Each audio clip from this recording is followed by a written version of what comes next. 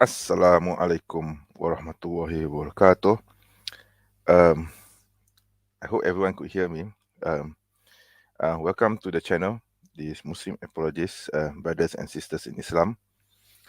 I am your host, MENJ.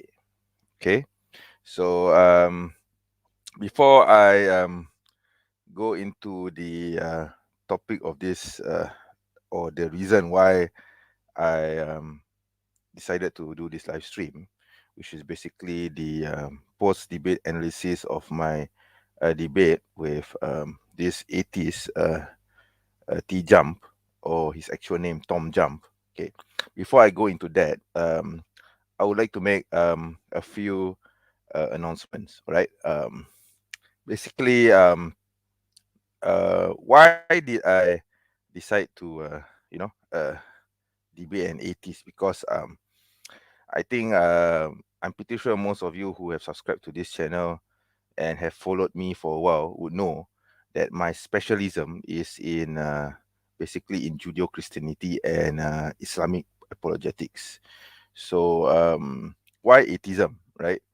The reason is simple. Is because I actually am in the planning or am developing a separate channel, which is also called the Muslim Apologist, but with the tagline on irreligion. So this channel is specifically meant to answer claims by ex-Muslims, okay, or those who claim to be ex-Muslims.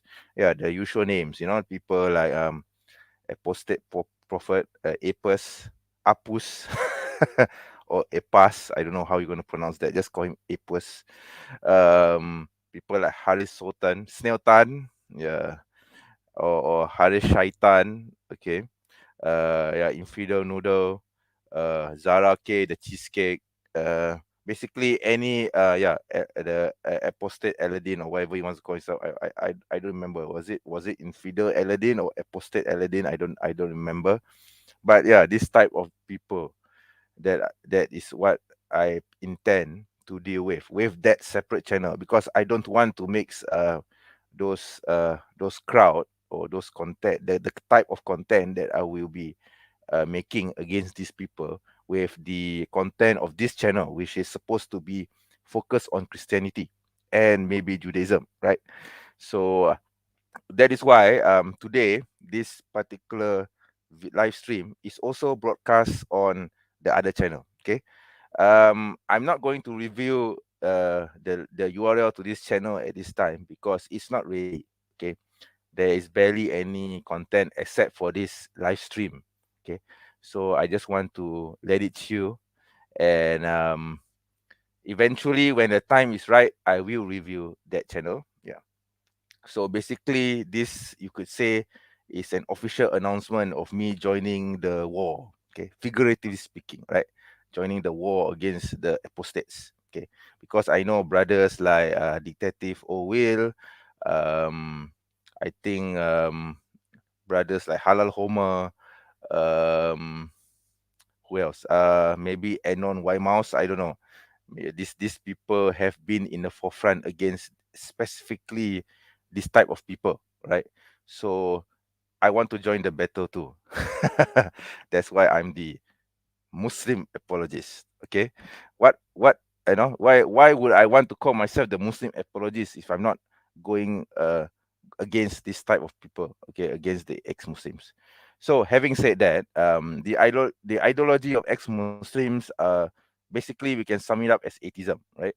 So because this debate just so happens, when I emailed James, the moderator, or basically the channel owner for the modern day debate, asking him whether I could be involved on his platform, he decided to pair me with an atheist. So at the time, I didn't know it was going to be TJump. Okay, so because the topic was Islam versus atheism, I immediately jumped on the idea. Okay, so that is why I decided, yeah, why not? I mean, this could be a great way to announce my channel, the one on atheism, the one against murtads, against the ex-Muslims, okay, to the world. Okay, so that is why, even though admittably even though I have experience in debates, I am actually woefully unequipped or ill-equipped to deal with atheism per se. I mean, I only realized that now after going through the debate. Okay, I will go into detail why that is so. Okay, basically, is this okay? With regards to atheism, my position on atheism is like this.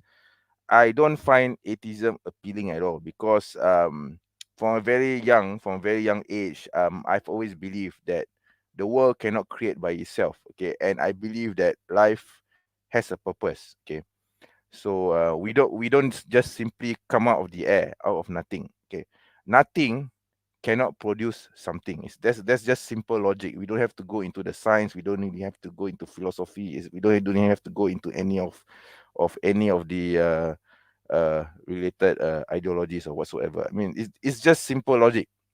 Something cannot be born out of nothing. Okay, that's the logic. Okay, I mean, I think everyone can agree with me on this. You can't produce something out of nothing. Okay, I mean, sorry, you can't produce nothing out of something. Okay, you understand? If you get what I mean, all right? So yeah, that being said, of course, yeah, I mean, um the thing is, because I was arguing, I have always been debating Christians for most of my apologetics career. So when I deal with atheists, I usually just dismiss them aside. I don't view them seriously. I consider atheists, or basically not atheists but atheism, the ideology of atheism in general, to be a joke. Okay, for me, the atheism is totally irrational and without any basis whatsoever. So I've always been a theist, and I've never actually considered atheism to be a viable ideology. And I would say for the most part of my life, this actually, in dealing with apologetics, when I go online, I notice that the crowd are mostly Christians or someone who has a religion, not atheists. Atheists in apologetics only come or become active quite recently in my apologetics career. I would say around 2010, 2011. That was when atheism started becoming more appealing to people, partly because of the four horsemen, right? Christopher Hitchens, Daniel Dennett, Richard Dawkins, and one more. I don't remember the fourth horseman. Okay, the four horsemen of atheism. Okay, so because of these four people, especially Christopher Hitchens, the militant atheism or neo atheism became more appealing to the crowd, right? So this happened around circa 2000. They started coming to the fore in 2007, 2008. So it started to catch on in 2010, 2011. That was when atheism started becoming appealing. And unfortunately, some Muslims who were secularized, because they hate Islam for some reason, they blame Islam for their problems, or something of the sort. So they decided to leave Islam and they become atheists. Okay, it's one interesting thing about these ex-Muslims. Most of them become atheists. They don't become Christians. They don't become Buddhists. They don't become Hindus. I mean, I'm not saying that there aren't any Muslims who apostate or murtad to become Hindus or Christians or whatsoever. But a majority, quite a number of them actually become atheists because they find atheism to be more logical. And I don't deny that the appeal of atheism is there. It is there. Especially if you look at it from the worldview of people in the likes of Richard Dawkins and Christopher Hitchens, right, the militant atheists. So anyway, long story short, yeah, I only decided to come to the into play. I decided to get myself involved in this because of recent events involving the murtads. Yeah, so people like Apostate Prophet, like uh, Haris Shaitan, yeah, Abdul Samir too. Yeah, yeah, these are the people that I aim to inshallah go against. Okay, but in order to go against them, okay, my method has always been in order to go against these enemies of Islam, okay, you need to deconstruct their ideology first. You need to confront them with their ideology. I mean, they can say yada yada yada yada all they want about Islam, but in the end, what alternative do they offer? I mean, apart from Islam. So if you are saying that Islam is false and that Islam is not true, that Allah does not exist, that Muhammad is a false prophet, then what alternative can you offer? And is your alternative better than Islam, right? So these people are offering nihilism, okay, are offering the nihilism in or the hedonism in atheism, or the worship of the self in Islam, your ego, basically. So for me, atheism is basically the worship of the ego or selfism.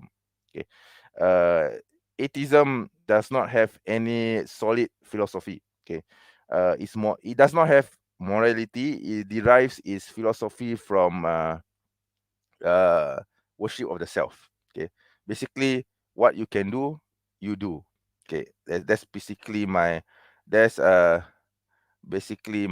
position, okay, with regards to atheism. Okay, so of course, because I'm quite new to this world of refuting or deconstructing the ideology of atheism. So I came in, I can't say I wasn't unprepared. I was actually quite prepared. It's just that some of the things he proposed, it's not that I couldn't answer. It's just that, maybe I was nervous because I was thinking that the debate will be at a higher level, because if it's going, it was if it were involved, if to be honest, if TJump had brought in a bit more philosophy into it, I would be dumbstruck, because I'm really a sucker at philosophy, to be honest.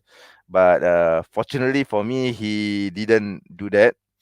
But unfortunately, or fortunately for him, I think I was a bit nervous, yeah. And at times I was even unsure whether I relate my arguments properly. So you will see this in the review of this debate. Overall, I would say I didn't do badly. I don't think I did badly. I think my arguments are sound, to be honest. It's just that maybe because of the nervousness of having to face an atheist for the first time in a debate, in an online debate. Please do note that I have been involved in online debates before. It's just that this is my first time debating an atheist. Okay. So when I had to face T-Jump, I was a bit nervous, I guess. So yeah, and there were times when I didn't articulate my points correctly, and when I review the debate again, I have some regrets that I did not do, what I thought I should have done. Okay, so anyway, yeah, I think that is all my intro. Okay, this is a very long intro, right? So I think I'm going to begin shortly. There's 4 people right now. Thank you very much for joining the stream. I'm going to start the uh, basically I'm going to start the intro, and then we can begin the debate analysis or the post-debate analysis between me and the atheist TJump. See you after the intro.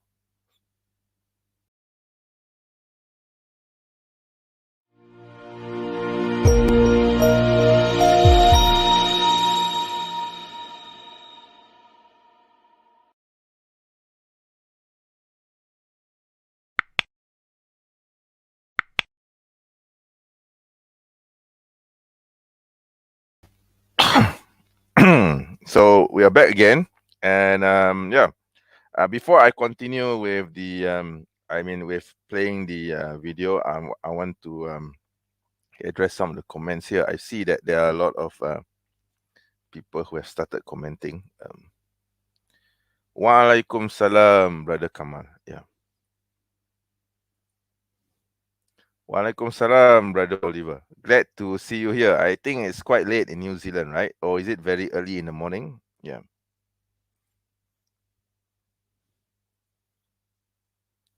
There are secular colonialism. There are only arguments for against obeying the laws of God. I agree with you. I agree with you, sister. You're correct. You're absolutely correct. Yeah. By the way, thank you for coming to this live stream. Yeah. Yeah. I mean, oh, by the way, I think for those of you who have added this live stream to your schedule, I would like to apologize that in advance for delaying the time of the broadcast. I know I was supposed to broadcast it like last week, but then a brother told me that he wanted to join today. Okay, actually early today, so I changed the time to today. But unfortunately, during that time when I was supposed to broadcast it, I kind of fell asleep. It was around 6 p.m. Malaysian time. Okay, so the broadcast was supposed to start at 6 p.m., but I fell asleep at around 5:30, I guess, and I only woke up around 7. That was before Maghrib. Okay, so I decided to change the live stream to now, which is right now is 12:43 a.m. Okay, 12:43 a.m. in the morning, Malaysian time. Okay, the next day, which is Tuesday. Okay, sorry, Wednesday. So it was supposed to be streamed yesterday, which was at 6 p.m. Malaysian time, Tuesday. So today is Wednesday, 12:43 a.m. Malaysian time. Okay. Okay, let me see. There's this brother here. Walaikum salam. Yeah, thank you for joining me. Brother or sister, I'm not really sure. Thank you anyway, regardless, for joining me all the way from Canada. Yeah, so I assume that in Canada it's I guess it's in the morning, yeah, or probably in the afternoon. I'm not sure. But here it's very early in the morning. It's 12:44 a.m. Right. Um, yeah, I mean, I'm actually supposed to go to sleep now because I have work tomorrow. But I decided to go ahead with the live stream anyway because I have been postponing this live stream 2 or 3 times. So I don't think I should by all in my conscience I shouldn't be like postponing this stream any longer. Okay, so anyway, let's go to the show, the main point of the show, which is to deal with yeah, let me share the screen. Okay, so yeah, I hope everyone can see my screen. Yeah, this guy, yeah, this James. Okay, so let me play. So I think I should begin, right? So I'm going to play the video and comment as I go along. Okay. Today, we're debating atheism versus Islam, and we're starting right now with Muslim apologist opening statement. Thanks so much for being with us. The floor is all yours. Thank you, James. Thank you also to my opponent, TJump. So I have prepared several points here regarding basically what I believe atheism has problem with from an Islamic viewpoint, basically. Well, I could have listed a lot of points, but since we only have 10 minutes for an opening statement, so I've kept it to 5 major points, which I think is crucial. And for me, as a Muslim, I find very, very how would I say, difficult to accept atheism as a valid philosophy for life, right? So basically, what I understand about atheism is that it is the belief in the non-existence of God. Now, why do I say belief? Because I'm pretty sure there will be a lot of atheists who would reject that. They will say, no, we don't have a belief. We don't believe in a theistic religion, or we don't believe in God. But that's exactly the point, because atheists don't have any evidence that God does not exist. So basically, they believe that God doesn't exist. So in a way, in a very oxymoronic and ionic way, atheism is actually a religion in itself, because it's basically a religion or a belief system that does not believe in God, that rejects God's existence. Okay. Okay, I'm going to explain my position a bit because I think I'm not sure why I wasn't very clear on this point. In fact, after the debate, I think some of the crowd from modern day debate who watched the debate between me and TJump, they actually came to my channel and they left nasty comments saying that, oh, you don't understand atheism. You say that we believe in a religion. We don't believe in a religion. Atheism is the lack of belief in a religion. Okay. Yes, I understand that. I know that you don't believe in a religion. Okay. And you claim that no religion in the world is valid. And you think from a scientific principle or from science, mostly basically it's from science. You believe that or you claim that science doesn't logically or conclusively prove that there is a supreme being, or that is an intelligent being, or that there's intelligent design that make up that created the world. Okay, so because of this you have a lack of belief in theism, and therefore you are an atheist. Okay, but that was exactly what I meant when I say that atheism is a religion, because yeah, you can claim that science does not say that there is a divine being, but how do you believe it? How do you come to such a conclusion? Were you the ones who did the experiment? Were you the ones who saw uh, the experiment being done and were involved in the process to come to that conclusion? No, you don't. You see, you're not involved in those so-called experiments. Okay, you only listen to those scientists who come or who came to that conclusion after they themselves have done those experiments. Okay, and not all these scientists are actually atheists. You see, that's the thing. In fact, like for example, let's say evolution. Okay, some atheists say that humans are the result of a long process of evolution from apes. Okay, but have you seen the process of an ape turning into a man? No, you don't. You only listen to Charles Darwin. Okay, Charles Darwin was the one who came up with this theory. Okay, and the irony is that Charles Darwin himself was a Christian, and he died as a believing Christian. You see, he didn't believe that evolution, the theory of evolution, contradict his beliefs as a Christian. You see, so that's the funny thing about atheism, because you rely on you say that you rely on scientific evidences, but you yourself don't do those same experimentations. You yourself were not involved in those experiments, and you yourself rely on third party or second party sources who have done those experimentations. So you believe those people. Uh, you don't actually have seen it for yourselves. You see, so that was actually what I meant when I say that atheism is a religion. Okay, because atheism is based on the belief that there is no God. Okay, and yeah, all those scientific experimentations just prove our human limitations. And I actually mentioned this in the intro. um it doesn't conclusively prove that there is no God. You see, that's the thing.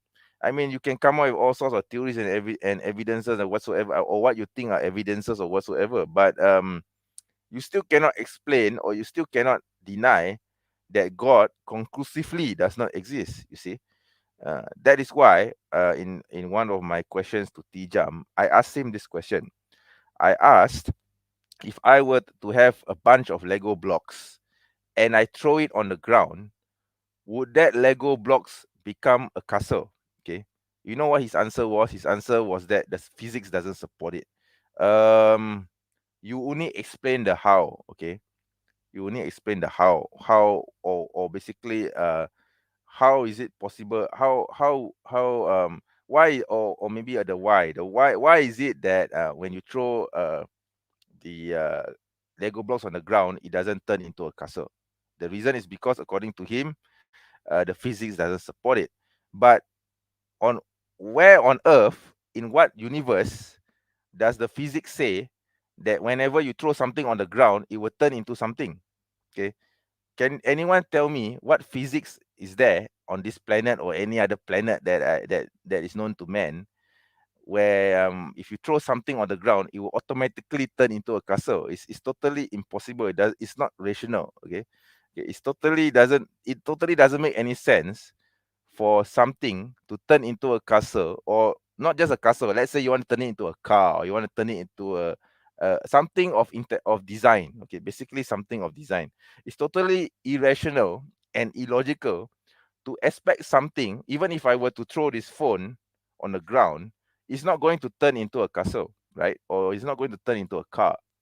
So it's totally illogical and irrational to think or to assume that if you throw something on the ground, it will turn into something without an intervention. Okay. I mean, it's possible for me to turn this into a car if I have the technical skill, right? If I have the materials and the knowledge and the know-how, I could take this phone apart, I throw it on the ground, and adding on materials to this phone, I can turn it into a car. It's totally possible, right?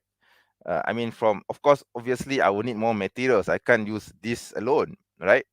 But the point here is there has to be an intervention, and this is something. Unfortunately, I think I didn't relay this message clearly. So I guess my opponent took advantage of my inadequacy in explaining this. Okay, that is actually my fault for not explaining it properly. Okay, so it's totally my fault in that sense. But I don't think that my arguments are weak in any sense, in any in and however you look at it, my argument wasn't weak.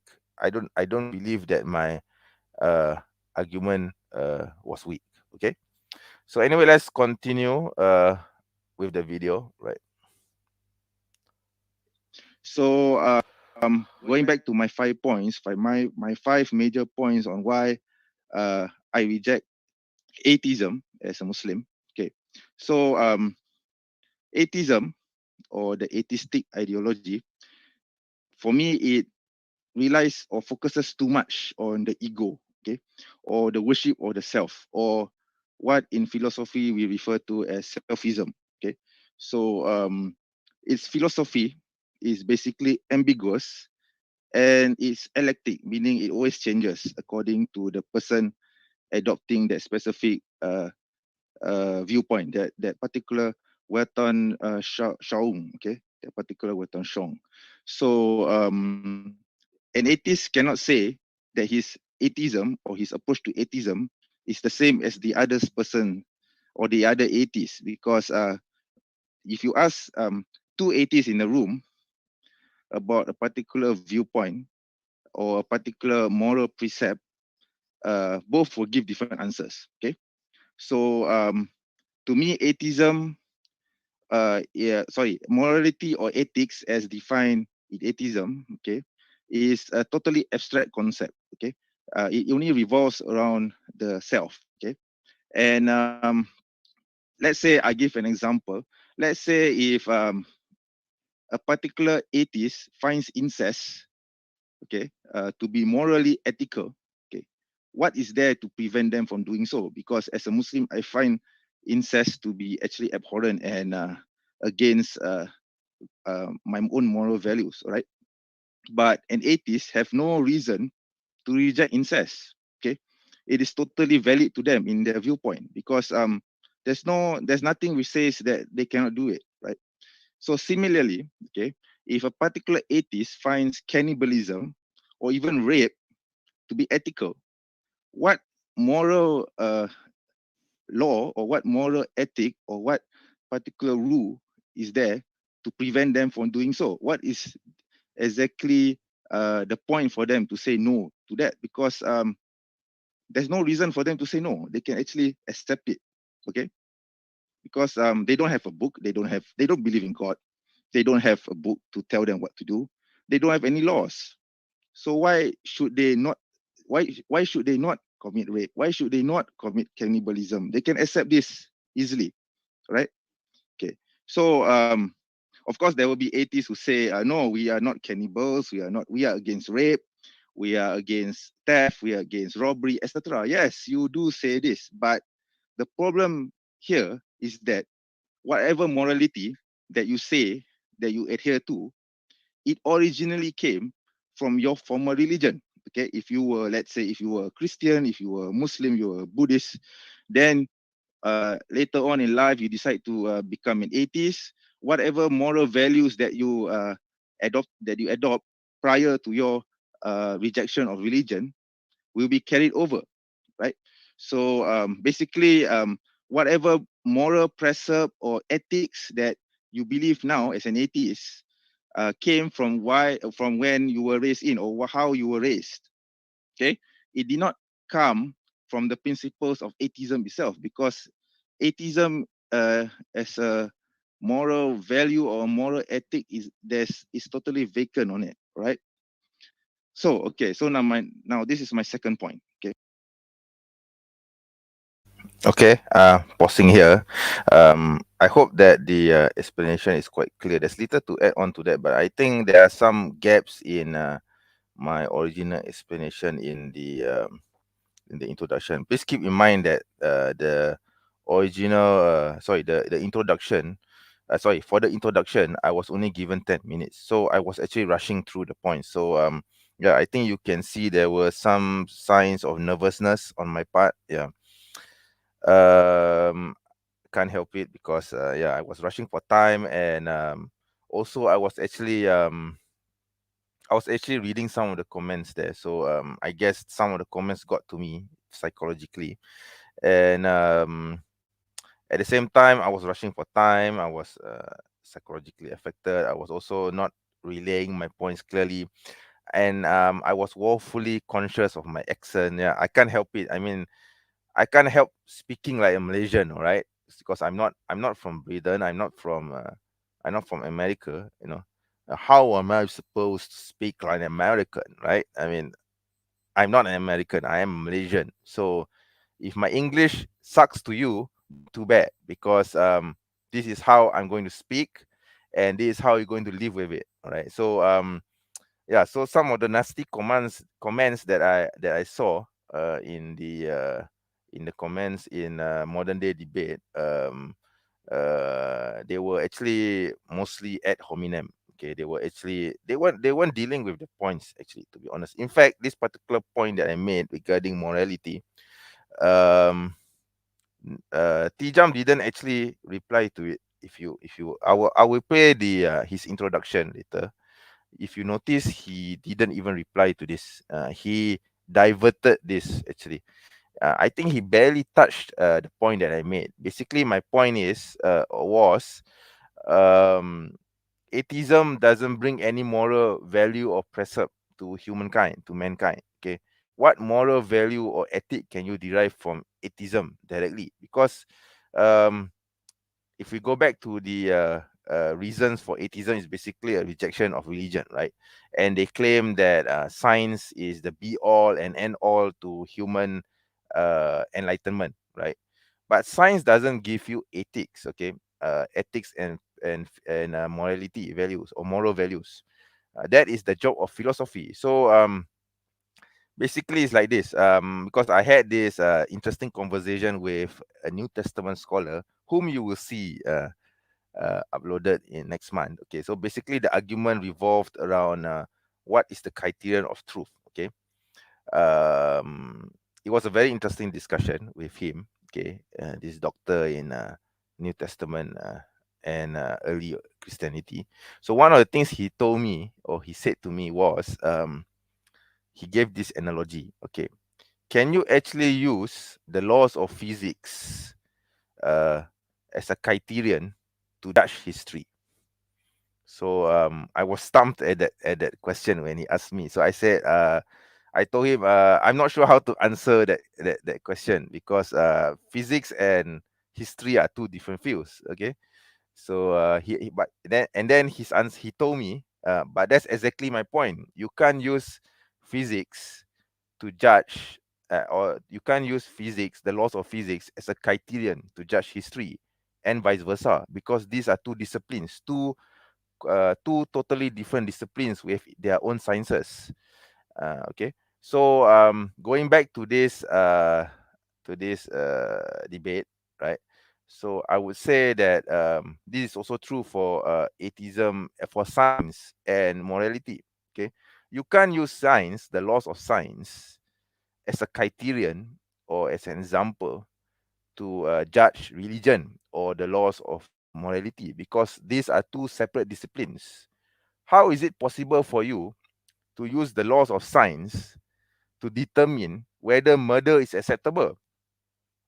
Because if you look at the theory of evolution, of adaptability, the laws of the jungle, basically how a species, how the survival of species, okay, the survival of species basically, murder is rampant, or survival through murder is rampant throughout the animal kingdom.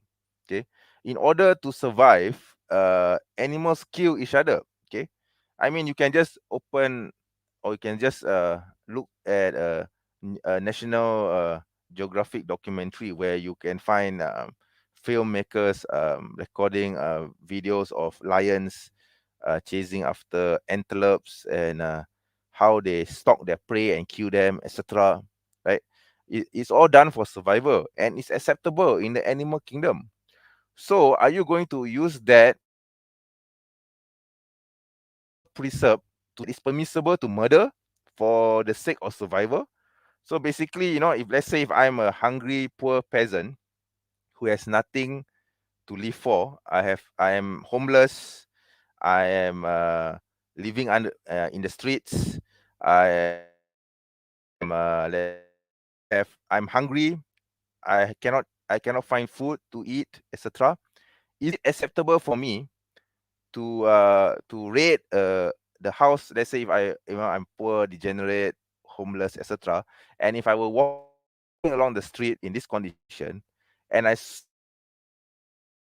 me a huge bungalow with all this wealth and opulence, and the owner of the house is walking in uh in his lawn, okay, in his house, in his garden, walking happily with all his wealth, and showing off his gold. Let's say he's wearing a gold watch, for example. Would it be permissible for me to break into his house, kill the man, and steal his watch, and basically rob his house? Would that be morally acceptable? Because I'm poor, I'm hungry, I'm almost going to die, and for survival's sake, I use the excuse of survival. I go into this man's house and I kill the man. I rape his children, his wife, his children, and I steal his gold and all his wealth in the house. Would that be acceptable to me using science? Okay. According to science, the answer is yes. I can do it because it's for survival. But according to the laws of ethics and morality, basically the principles of religion, no, it's wrong. It's morally wrong, because you're not supposed to kill another person. Another person. You're not supposed to murder person.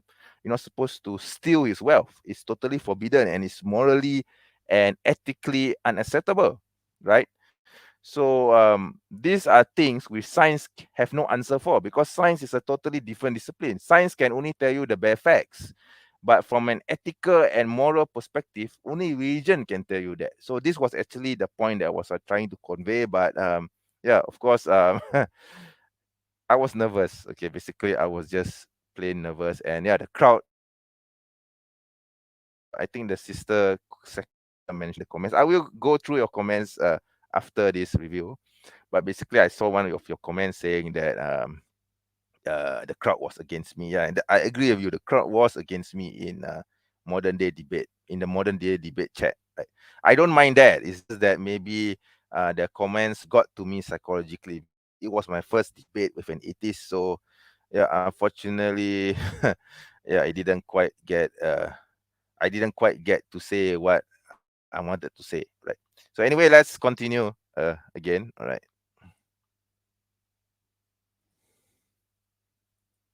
Okay.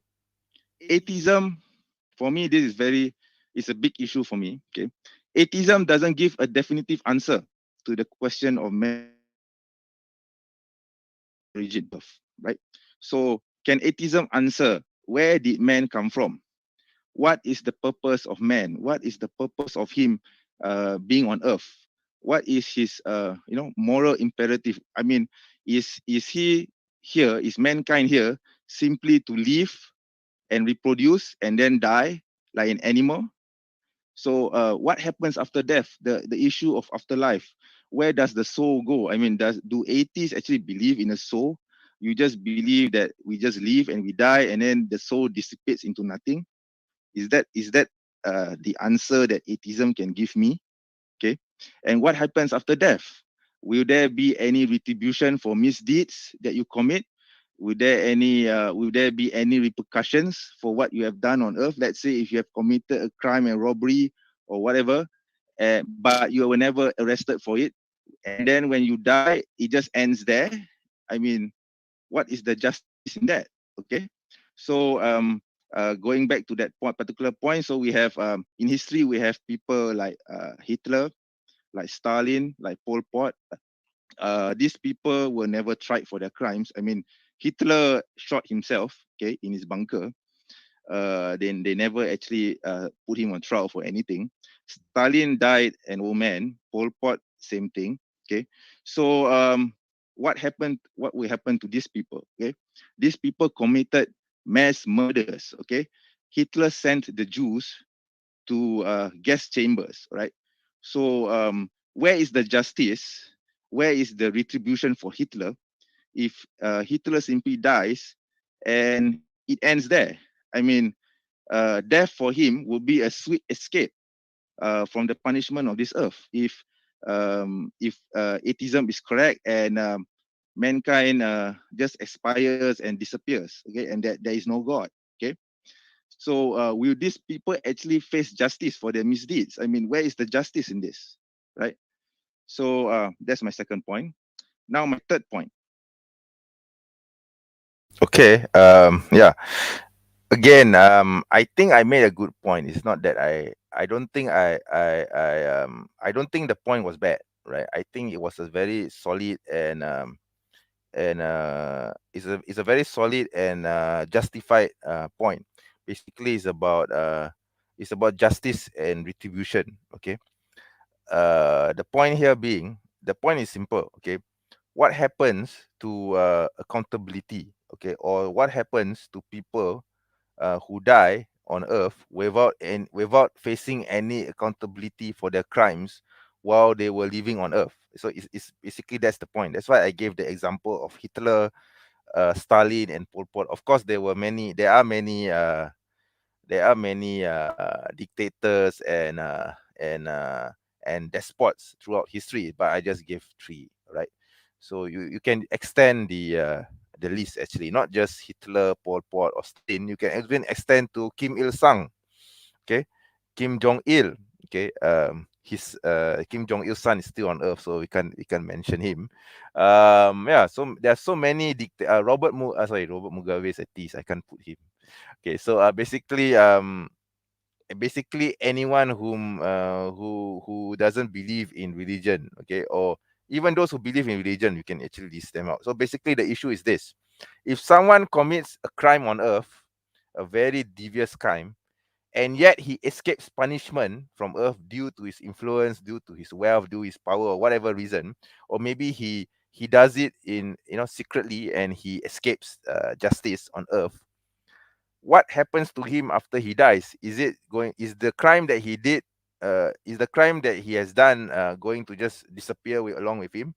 Then what would be the point of what would be the point of punishing people for their crimes? Yeah. So yeah, I mean there's no point punishing people for their crimes if all that is going to happen is that when the person dies, it's just going to disappear, right? I mean, there's no retribution, there's no, the concept of justice suddenly becomes hollow. Okay, no, without meaning. Okay, basically the concept of justice just doesn't exist if you say that there's no life after death. So this is actually an issue of life after death, right? So atheism, I mean, science cannot tell us what happens after death because we don't have the instruments or the methods to determine what happens after life. It doesn't mean that life after death doesn't exist, you see. So this is something I should have explained a bit more, but I guess Unfortunately, I guess I didn't explain myself very well. Again, I was nervous. Okay, I admit it freely. I was nervous, and I don't think I explained my points well due to the limitations of time. I think I was explaining too much on the point itself, to the point that I couldn't make my the main core, the main thrust of the point more clearly than it should be, right? So I guess I was giving too many examples to the point that I couldn't, or I didn't deliver the point clearly. So yeah. So actually TJump actually didn't get the point. To be honest, he didn't get the point. He was saying that I am saying that these people were atheists. I didn't say Hitler, Pol Pot, and Stalin were atheists. I know that at least two of them were atheists, but one of them is disputable whether he was an atheist or otherwise. But that wasn't the point. The point was about justice. You see, so it doesn't matter whether it was a theist or not. I mean, I can just put Robert Mugabe there. Okay, okay. So if Robert Mugabe is a Christian and he dies and there's no afterlife, so where's the accountability for his crimes while he was on Earth? While he's a despot. Okay, even Idi Amin. I can put Idi Amin in the list. So if Idi Amin dies and there's no retribution for his sins, then what would be the point of justice? There's no justice on earth. I mean, because basically earth is you live, you reproduce, you die, and that's it. Whatever you do on earth, there's no repercussions whatsoever. So you can just simply live your life. Yeah, a hedonistic life without any without thinking without any consequences whatsoever, and thinking that there won't be any consequences to your life, right? Even though your actions may actually cause a lot of harm. Okay, yeah, we can put even Vladimir Putin in the list as well if he decides to go on his war against Ukraine. Okay, so that will cause a lot of death. So let's say Vladimir Putin escapes this and he dies, and there's no justice meted out to him while he's still alive. So what would be the point of the justice system then if there's no afterlife? You see, and that's the point that I'm trying to make. But unfortunately, yeah, as I said, due to my limitations in trying to convey the point, I guess I was again the nerves just kicked in, and that is why the point wasn't so clear. Okay, so anyway, let's go to the third point. All right. Atheism, to me, is inherently hedonistic, and it also leads to fatalism. Okay, it gives man no real purpose to life or living. Okay, so basically, atheism is saying that mankind just lives and it is so, and we just continue our own miserable lives. We go to work and we come back to work. We sleep, we eat, and we reproduce, and we die, and it ends. That's the story. I mean, uh, so what is the purpose of life? I mean, what is the what would be the purpose of this apart from living your life as it is? And going back to the point being hedonistic, uh, why do you need to bother obeying social laws? I mean, do you need to obey? Why do you need to obey the traffic rules or laws or penal codes or criminal laws or whatever when your life is has no further consequences? Okay, after you die. Okay. Okay, I admit that was very painful to watch because I was already stammering, and I don't know why my English suddenly degenerated into such a manner. I don't usually speak like that, and you know that I don't usually speak like that. I'm actually quite fluent in English. It's just that, again, the nerves set in. Okay, and the points were all over the place. Okay, as you can see, the points were all over the place. I'm laughing at myself, yeah, because I know the point is a solid point. It's just that again the nerves set in, and it's very painful to watch. Okay, it's very painful to watch myself trying to explain something which I know is correct, but unfortunately because I was nervous, and I was hesitant in explaining, and I for some reason my I was stammering at the same time, so I was trying to balance that. And yeah, all these factors came into play, and yeah, that is why I was a mess. Yeah, I just became a mess. Yeah, yeah. I know it's very painful to watch, but anyway, let's continue again. All right. So whatever repercussions that you have done here on Earth, you don't actually face them if you die. Okay, after you die. So what would be the point of of obeying such laws? I mean, if you want to commit rape, you want to commit murder, and you can escape that, you can escape the laws here on Earth. After you die, there's nothing. I mean, I hope you get the point, right? So beyond the need to survive and to reproduce, man has no reason to exist. This is what atheism actually argues for. Okay, okay. So even the desire to gain knowledge, okay, or even self-improvement is meaningless, because when one dies, all this knowledge, all this um, wealth, and I mean, all the self-improvement, all the learning that you get. Let's say, you know how to do math, you know how to do chemistry, you know how to do, history, etc. All this knowledge, all this grand wealth of human knowledge. When you die, it becomes nothing. Okay. I mean, of course, there will be people who will carry on forward your work, but what benefit does it bring to you yourself as a human, as a human being? I mean, it just dies ends there when you die. You see. So so this is my third point. Okay.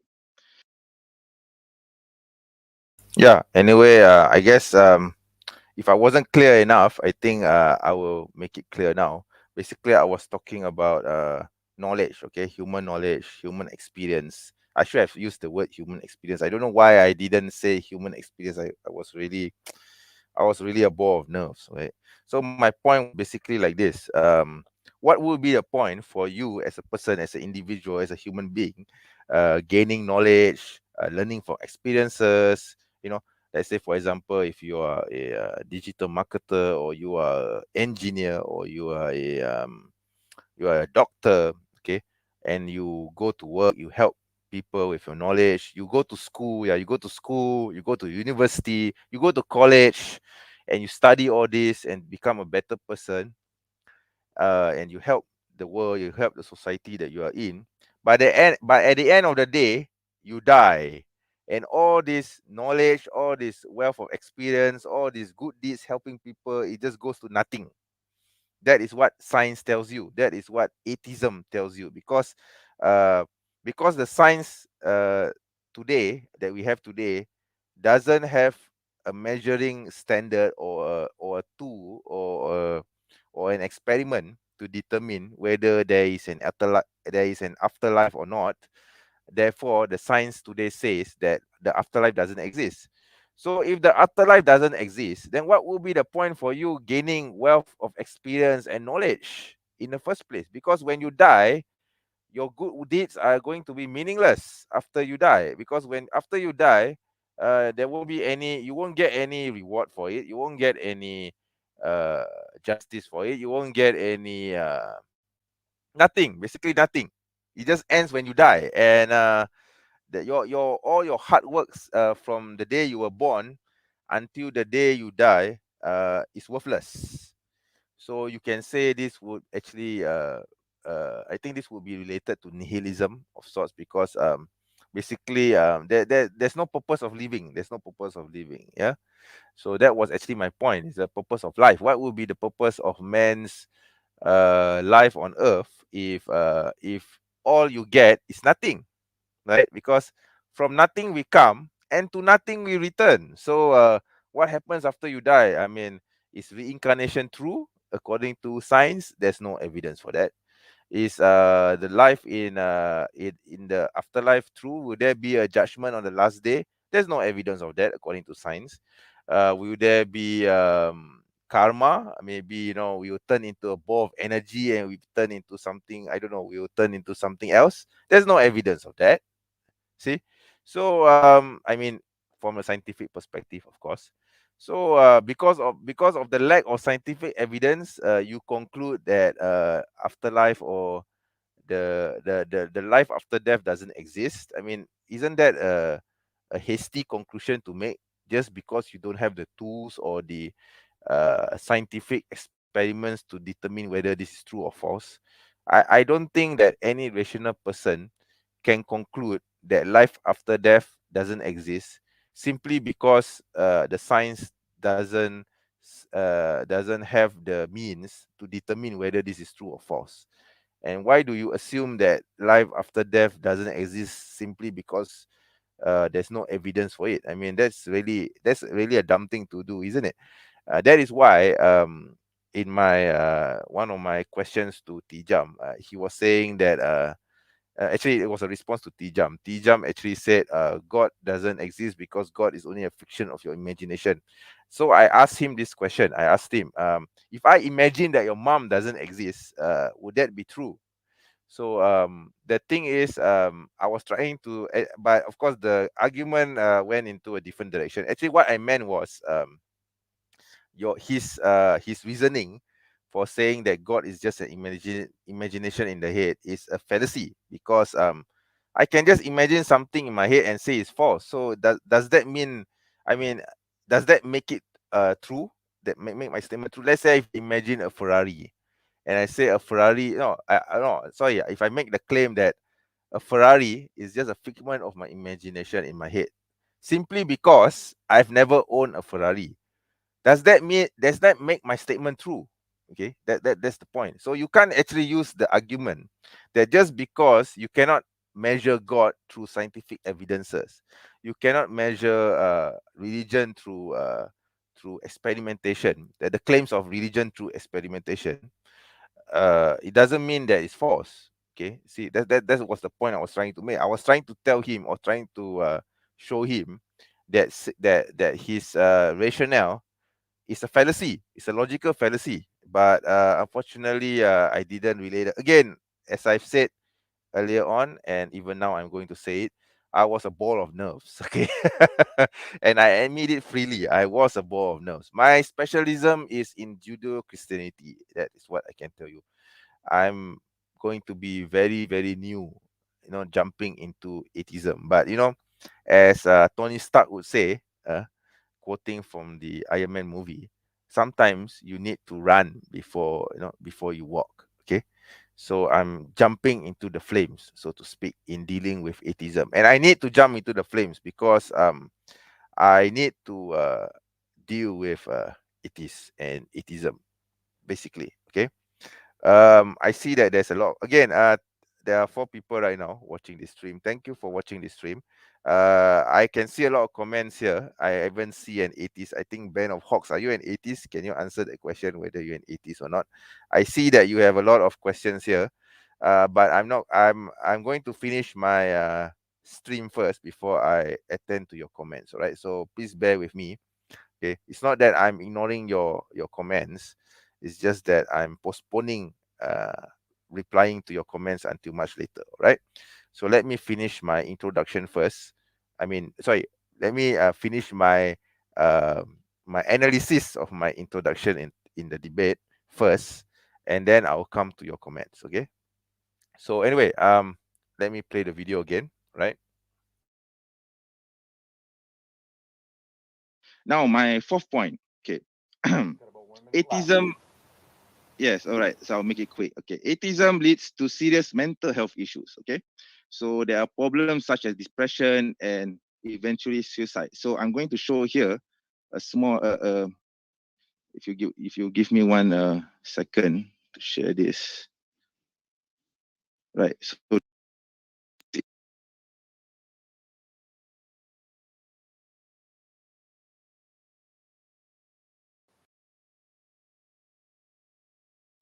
Yeah. Unfortunately, because of the technical issues that Zoom has. For some reason, Zoom cannot show, because we were debating on the Zoom platform.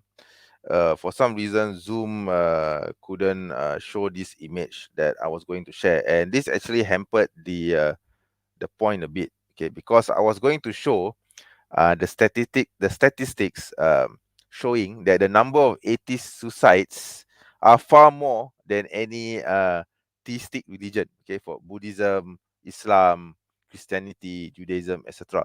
So the number, so the image here that I was going to show displays the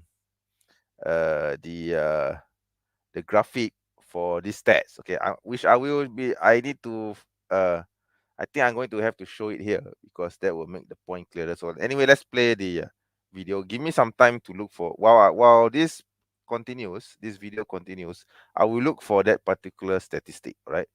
Okay, give me a moment. Right? I mean, let's continue with the video. Right?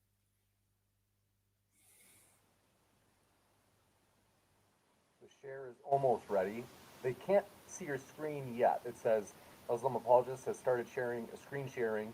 Double click to enter full screen mode, which for me that I don't want to enter the full screen mode. Just want to let you know that your slides aren't showing yet. Are you there? Can you hear He's me? muted. He's muted. Oh, Muslim Apologist, I just asked you to unmute. It should show a window that'll pop up, but I also can't see your slides yet.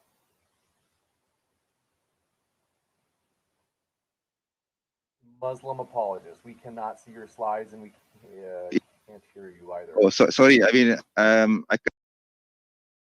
got when I show my slides, I got muted by itself. So I'm afraid I can't show the statistics. But anyway, just to make it quick, the stats actually say that the number of atheists who die from suicide is higher than theists, right? So this proves my point that atheism leads to mental health issues, right? And according to studies, higher religiousness results in higher meaning in life, whereas atheism and agnostic beliefs result in suicidal thoughts. Okay, so my last point, since I Okay, so I'm going to share with you now the image that I was supposed to share during that debate, which unfortunately couldn't go through due to the technical difficulties that the moderator James faced. Okay, so let me share my screen now because I'm using Streamlit, which in my opinion is much more superior to Zoom. Right? Okay, so I'm going to share this. This was the image that I was supposed to share. All right. Okay. So yeah, I hope you guys can see this. Okay, let me make it larger, I guess. Yeah. Okay. Yep, it's larger now, I guess. Yep. Yep. Okay. All right. So yeah, I hope everyone can see the screen. If you can't, please make it larger. All right. So yeah. So basically yeah, suicide rates per 100,000 people according to religion. So as you can see, Buddhist, Christian, Hindu, Muslim, atheists, right? So the number of atheists who commit suicide, okay, the rate being per 100,000 people, is far more than any theistic religion. Okay. And in the case of Islam, Islam is the lowest. See?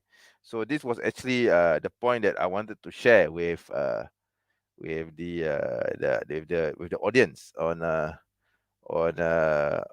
on the debate, on modern day debate. But unfortunately, yeah, due to technical issues, I couldn't share this particular image, right? So it kind of hampered my point somewhat because I was just basically I sounded as though I was just making a claim without evidence, right? But this particular image actually has a description here that you can see here. You can read all this. Yeah, so blah blah blah, prevention of suicide, global figures and statistics are very suitable, blah blah blah. It actually gives the names of these people. These two uh these two people here, Jose Manuel Bartolote and also Alexandra Flinchman, were the people who came up with the statistics. And there's also references here, suicide rate in China, primary prevention of mental, neurological, and physiosocial, physio, psychosocial disorders from WHO in Geneva, 1998.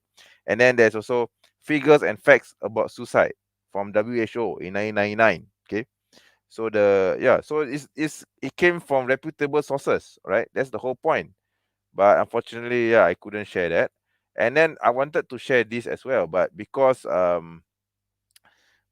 couldn't share the first image, so I just kind of skipped this point. So this is about life satisfaction. So as So basically, as a as a as a person, a believer in any particular ideology, or disbeliever in religion, how is the level of life satisfaction for you? And these stats here actually tells us that for that Islam, among all the other religions in this list, has the highest level of satisfaction, life satisfaction. Okay, so Islam brings satisfaction to life. Okay, whereas atheists have the lowest uh, level of life satisfaction. So this is something I wanted to show throughout in the debate, but unfortunately, I couldn't show it. And in fact, there's a description here. Okay, so this description actually says only Muslims, Buddhists, and Jewish respondents have a significantly higher life satisfaction. Okay, and oneness beliefs have a very strong positive effect on life satisfaction. I mean, the description is self-explanatory, and I should have shown this during the debate, but unfortunately, yeah, again, ball of nerves, technical issues that the debater faced in the platform. Yeah, all this came into play, right? So yeah. Anyway, let's go back to the video again. Let me share my screen again. Oops, okay, I made a mistake here clicking this. Okay, this is yeah, I need to share my screen with the video. I like the way that this video or this live stream is going, because I think I finally managed to present my case properly now. Okay, so there were a lot of things that I wanted to share which were lacking in my debate, in my opening debate, in my opening statement. So yeah, and I think now, since I'm controlling the show now, so I think I can relay my points much more clearly, and I'm not limited by time. I have been speaking for the past 1 hour and 12 minutes. Wow, that's a very long time. Okay, for just 5 points, all right. Okay, so imagine if I were given an hour to speak. I think for the opening statement, I'm pretty sure I could have made my case more clearly. But yeah, unfortunately, I only imagine this. I have been speaking for almost 1 hour and 12 minutes to just describe 4 points. Okay, only 4 points. We haven't gone to the last point yet. And in the opening debate that I had with TJump, I only had 10 minutes to summarize everything that I have been explaining now. So I think I've made my case well so far. I guess, like I said, ball of nerves, time limitation, technical issues, the opponent being quite and then, sorry, the psychological effect of from the comments, etc., from the comments at modern day debate, etc. So these are all factors that came into play and made me a ball of nerves, and I couldn't express myself properly during the debate. Okay, so most of these factors are actually due to my own weaknesses. I freely admit this. It's not because of the points. I think my points are actually quite solid. Okay, so anyway, let's go to the last point. All right, that I want that I presented in this opening debate. I only have like 1 minute left. Okay. So the last point is that atheism has made no significant contribution to mankind or to civilization. Okay. There is no such thing as an atheist civilization. Okay. The closest that we probably have to atheists dictating state policy or state atheism are countries like North Korea, People's Republic of China, Soviet Union, and Cuba. At least until for in the case of Cuba, it was until 1992, right? So as we all know, these countries aren't exactly the moral paradigm or values. There's a lot of intolerance of minorities, persecution, etc., and enforced state ideology upon the population. And with this, I end my presentation. Thank you very much for allowing me to speak. Thank you. Yeah. Yeah, I think I kind of rushed through the last point very fast. So yeah, because the moderator was telling me I only had about 1 minute left, and then I was faced with the technical issue of sharing that screenshots that I shared with you earlier. So yeah, because of that, I had to cut short my argument. I was going to give examples where you know where I was going to give more examples about that to relay that point. I was actually going to give examples of how Islam has brought civilization to the world. I was actually going to mention Islam a bit more. Okay. But like I said, yeah, ball of nerves, lack of time. So I only like had half a minute left because of the technical issue that happened earlier. Okay, so yeah, but basically the point is this. Okay, the point is this: what significant contribution has atheism brought to the world as a world civilization? There is literally zero. Okay, it's literally zero. There's no such thing as an atheist civilization. Okay, we have a Jewish civilization. Okay, the ancient Israel, not the Israel of today, but the Israel of the past. Okay, before the Romans came, that Israel, okay, the Israel of Dawood, of David and Solomon, okay, Sulaiman alayhi salam, peace be upon them. Okay, that civilization, yes, there was a Jewish civilization or Israelite civilization. There was uh, there was the Sassanids, right? The Sassanid civilization. They weren't atheists, they were theists, right? There was the Persian civilization. Okay, they were Zoroastrians. They weren't atheists. Okay, and of course there was the there is the Islamic civilization. Okay, which exists until today as the Muslim world. Okay, okay, right. So there are literally like a few hundred countries under the ambit of the Muslim world. Okay, including my own country, Malaysia, right? So yes, Islam has brought civilization to the world. Christianity has brought civilization to the world. Even Judaism has brought civilization to the world. Even the pagans, the pagans, the Zoroastrians have brought civilization to a certain extent to the world. There's also the Egyptian civilization to the world, but they weren't atheists. Okay, none of these civilizations, the world civilizations that I mentioned, were or are atheists. There's no such thing as an atheist civilization. Okay. I mean, there are individuals in the modern world today who claim to be atheists and claim to have contributed something to the world. So, for example, maybe Stephen Hawking. Yeah, and he was a committed atheist of sorts. Okay. He did give the theory of the black hole, right? Maybe Albert Einstein. I'm not really sure whether Albert Einstein was an atheist. I think he was more of a deist. Okay. But yeah, I mean, apart from these individuals who have contributed in some way to sciences, were they part of an atheist civilization? Yeah, they weren't. They weren't. There's no such thing as an atheist civilization even to today. Okay. So the examples that I gave, okay, like for example, North Korea. North Korea, their ideology is atheistic. Okay, they disallow religion. Okay, they ban religion in general. Okay, they don't allow Islam to be practiced. They don't allow Christianity to be practiced. They don't allow any religion, not even Buddhism or Shintoism, not even the Asian religions are allowed to be practiced in North Korea. Okay, so basically for all claims and purposes, North Korea is an atheist nation. Okay, so what has North Korea brought to the world? Can you tell? Can anyone answer this question? Okay, yeah, yes, correct, brother. Let me play this. Alright. Yes, Juche. Yes, correct. This is the ideology that they bring, North Korea. Okay, so Juche is actually an atheistic concept. Okay, it's a combination of atheism and socialism in a way. Okay, so this is their state ideology, and for all claims and purposes, they are an atheist country, atheist state, because they enforce. When I say atheist state, I mean a state which enforces atheism as a state ideology. Okay, so again, this is something I didn't explain properly in that introduction that I did, the opening statement. I guess that's weaknesses on my part. Okay.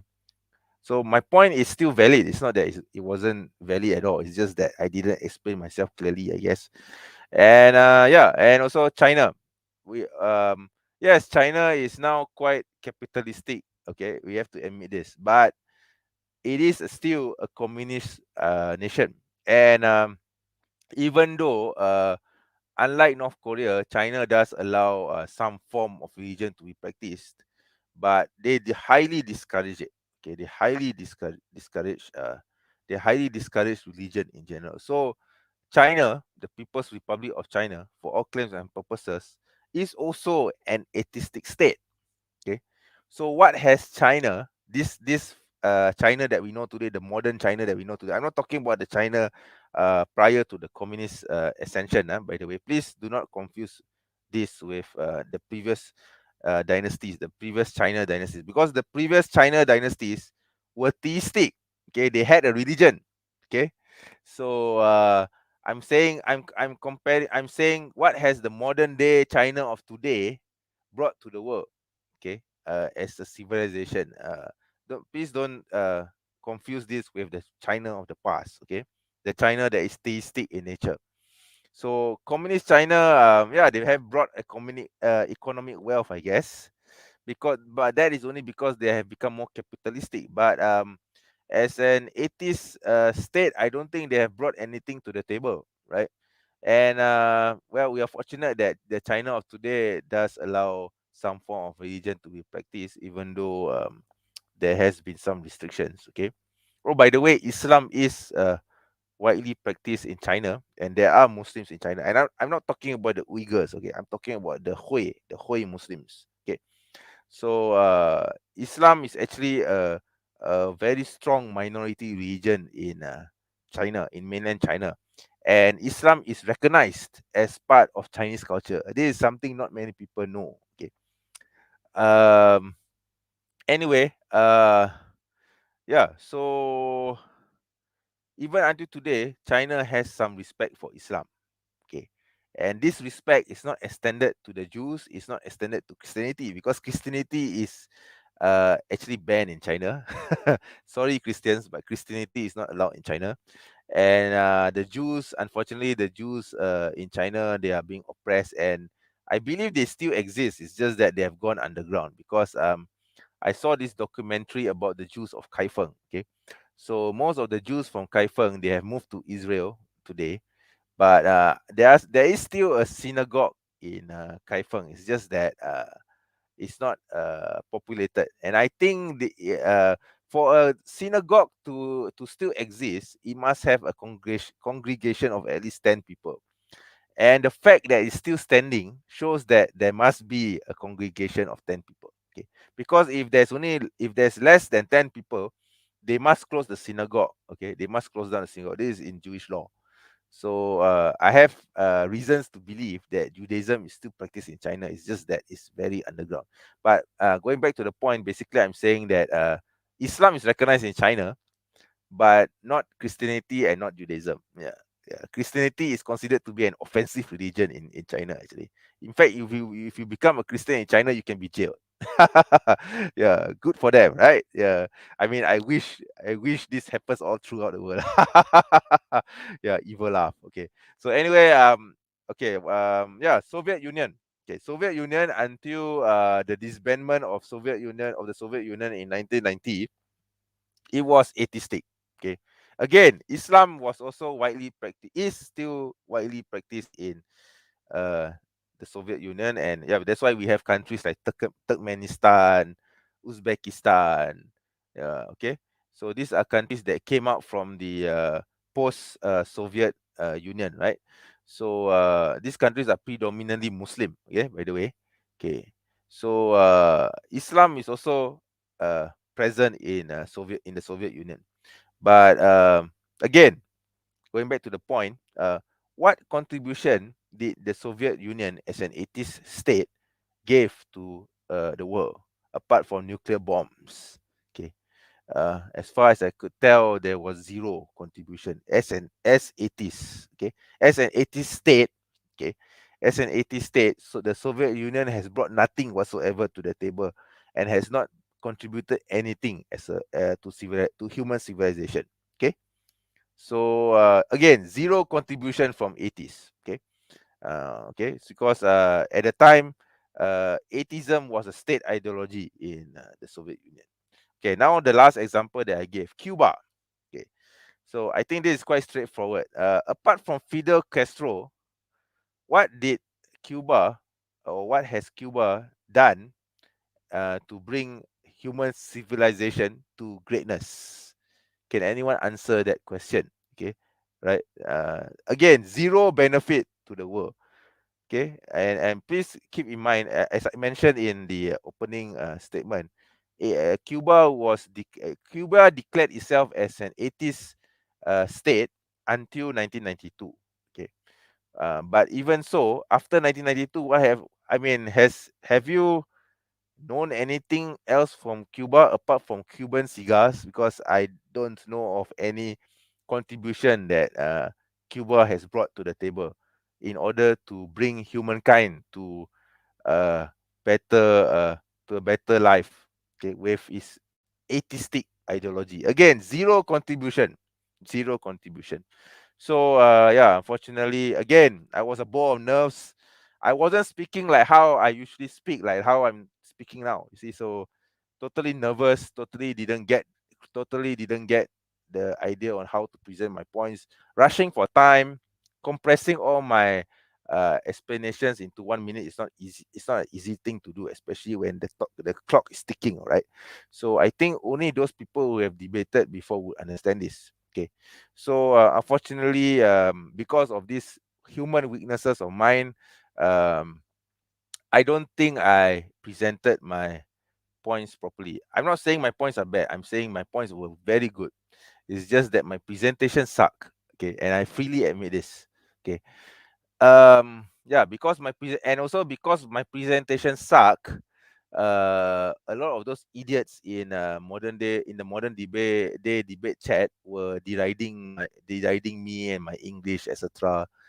Because they noticed that I was a ball of nerves. Yeah, so I guess that's totally my fault. Okay, but I think they don't have anything to say against my points because I didn't get a definitive answer to any of the points that I raised.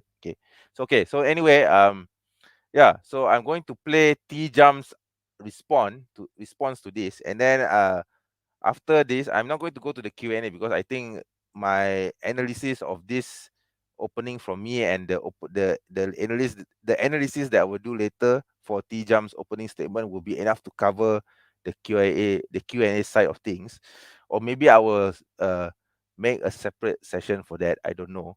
So it is getting quite late as it is. Okay, so I will do that, and then I'll go to your comments, and after that, then we'll wrap the show, right? But yeah, it's already about 1 minute and 27, 1 hour, sorry, 1 hour and 27 minutes. Wow, that's a very long time. Yeah, I still have 30 minutes plus, so it's all right. But anyway, let me play the opening from TJump. Do note something from him. He did not reply to any of my thrusts against atheism. He did not address any of them. All he did was straw manning me and poisoning the well and maybe some ad hominem. I'm not sure. I'll guess I'll know if I play this, right? So anyway, let's go to the video and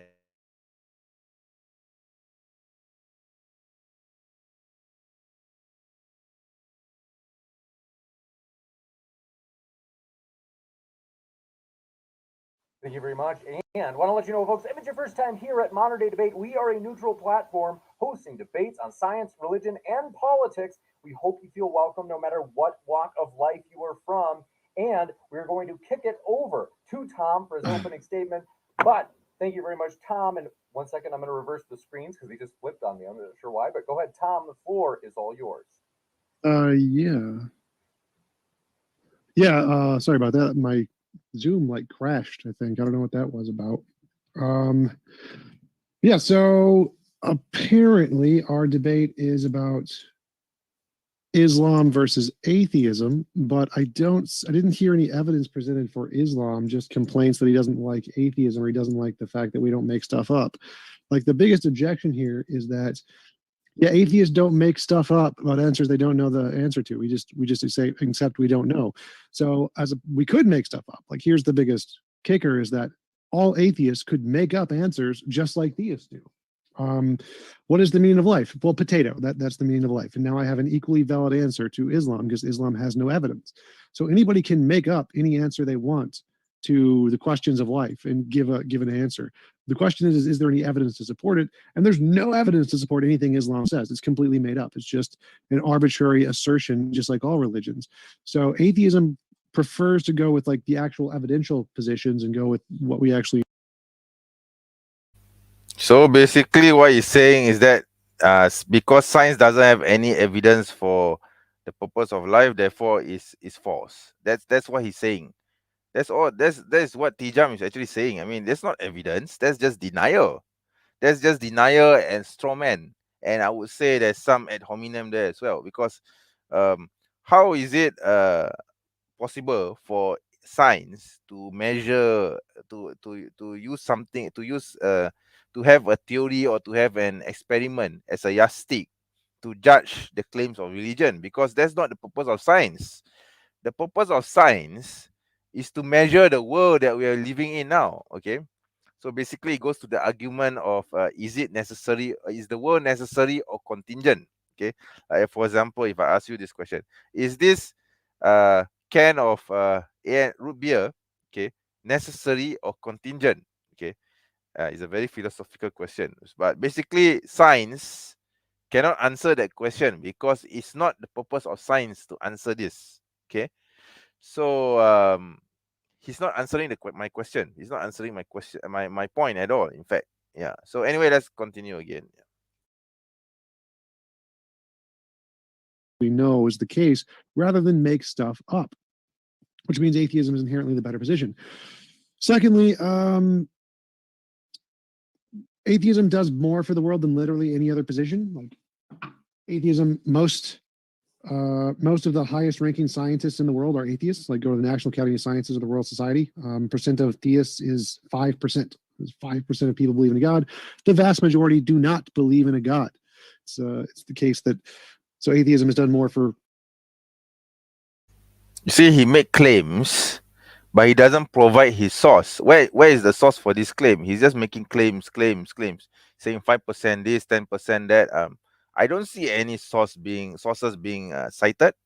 I don't see any evidence that he presented. I mean, okay, you can say that because of the technical issues with Zoom, you can't present the screenshot or whatever it is. But I was trying to do that. He didn't even try to do that. He was just dismissing everything what I said as inconsequential. Does that remind you of someone? Yes, it does.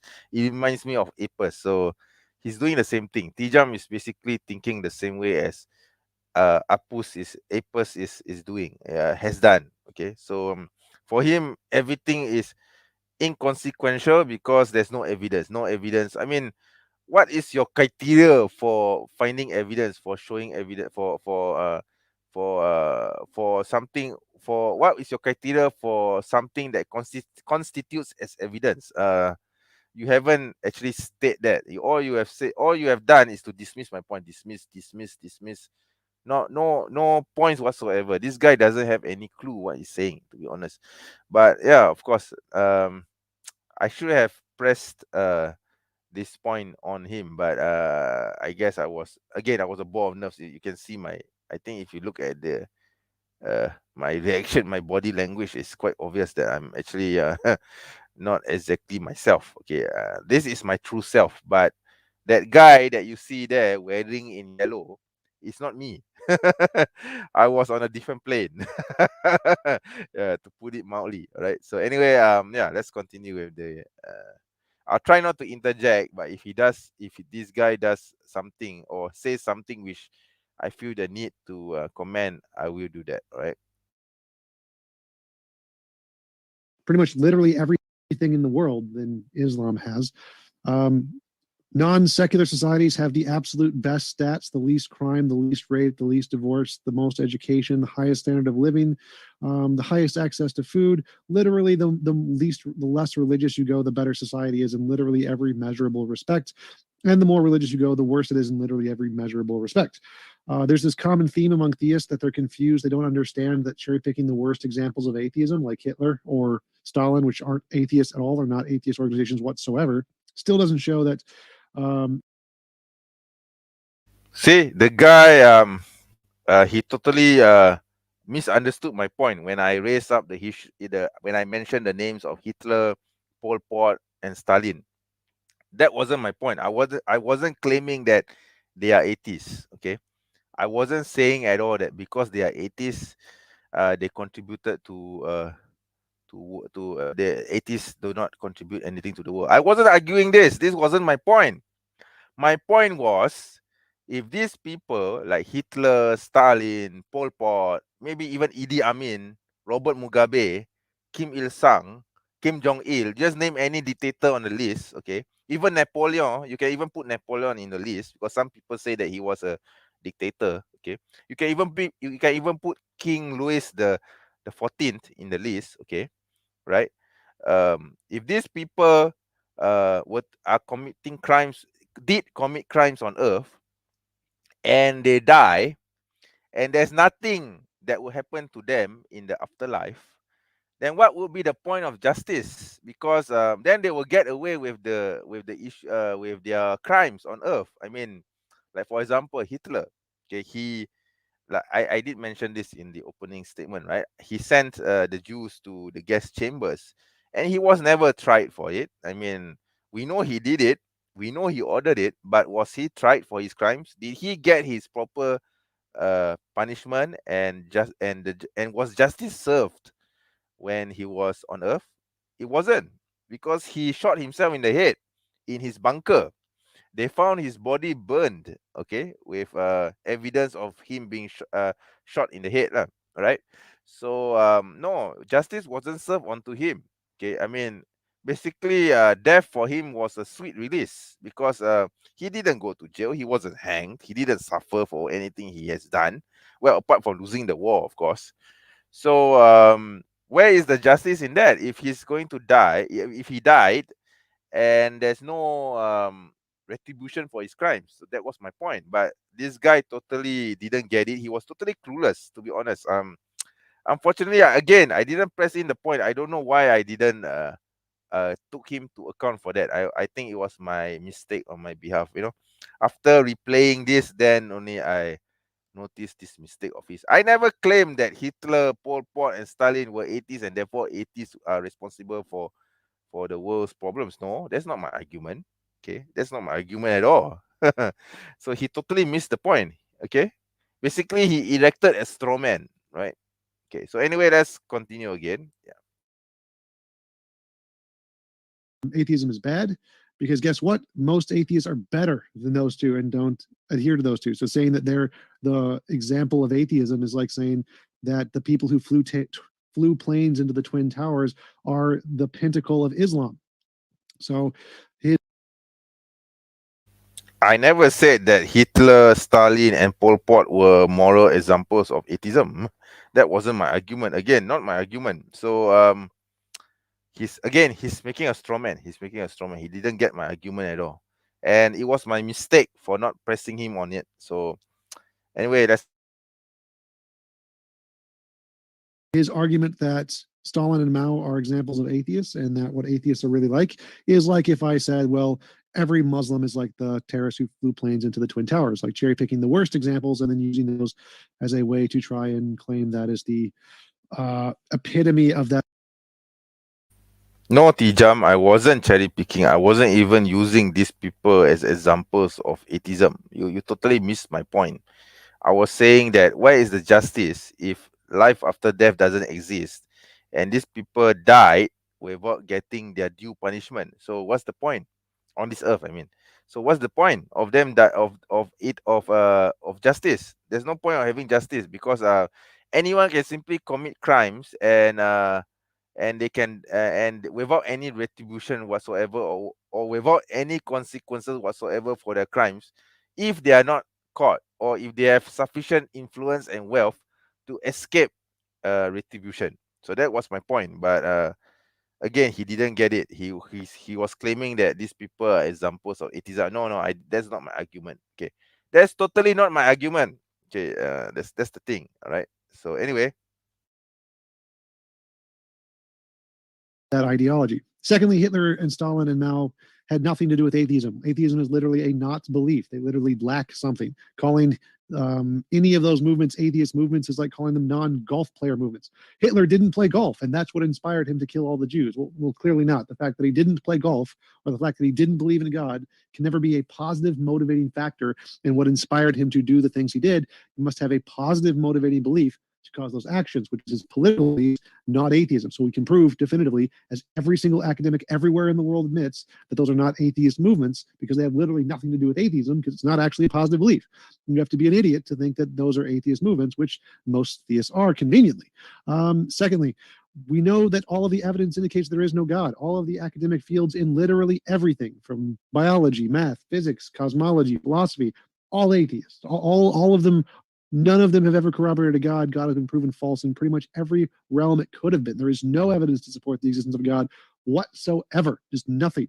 And so theists decry, they complain that, well, you guys don't have an explanation for the meaning of life or how human or how the universe began or whatever. It's all just arguments from ignorance. Those are literally called arguments from ignorance. It doesn't mean a good argument. It's saying you don't know, therefore you're wrong. Clearly not the case. In fact, it's usually always the other way around. The people who claim to know are always wrong, which has been proven by religion time and time again. Where they think they know something, they're always proven wrong by science, and which is secular. Again, did he bring any evidence for this claim? Nothing. He just talks his way out, and yeah, again, my own weaknesses, because I didn't. It's my own weakness because I didn't take him or hold him to account for this. So yeah, no, basically he's just saying that because there's no evidence, therefore it's false. Okay, and because science says it's false, therefore doesn't have any evidence for it, therefore science must be more true than religion, because he's saying that most of the time religion is found to be false. Where is he getting these ideas from? What is the source for this claim? Again, I didn't take him to account for this. So it's basically it's just BS. All right, it's just BS. He's just making an excuse for atheism without providing any source, right? Okay, anyway, I'll continue again. Secular.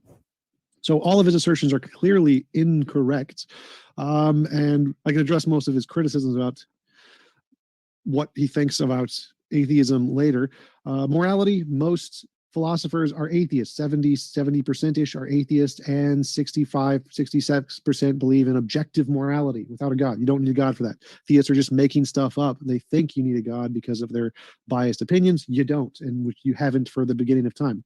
Morality did not come from religion. The moral beliefs of most humans have nothing to do with religion. It has to do with biology.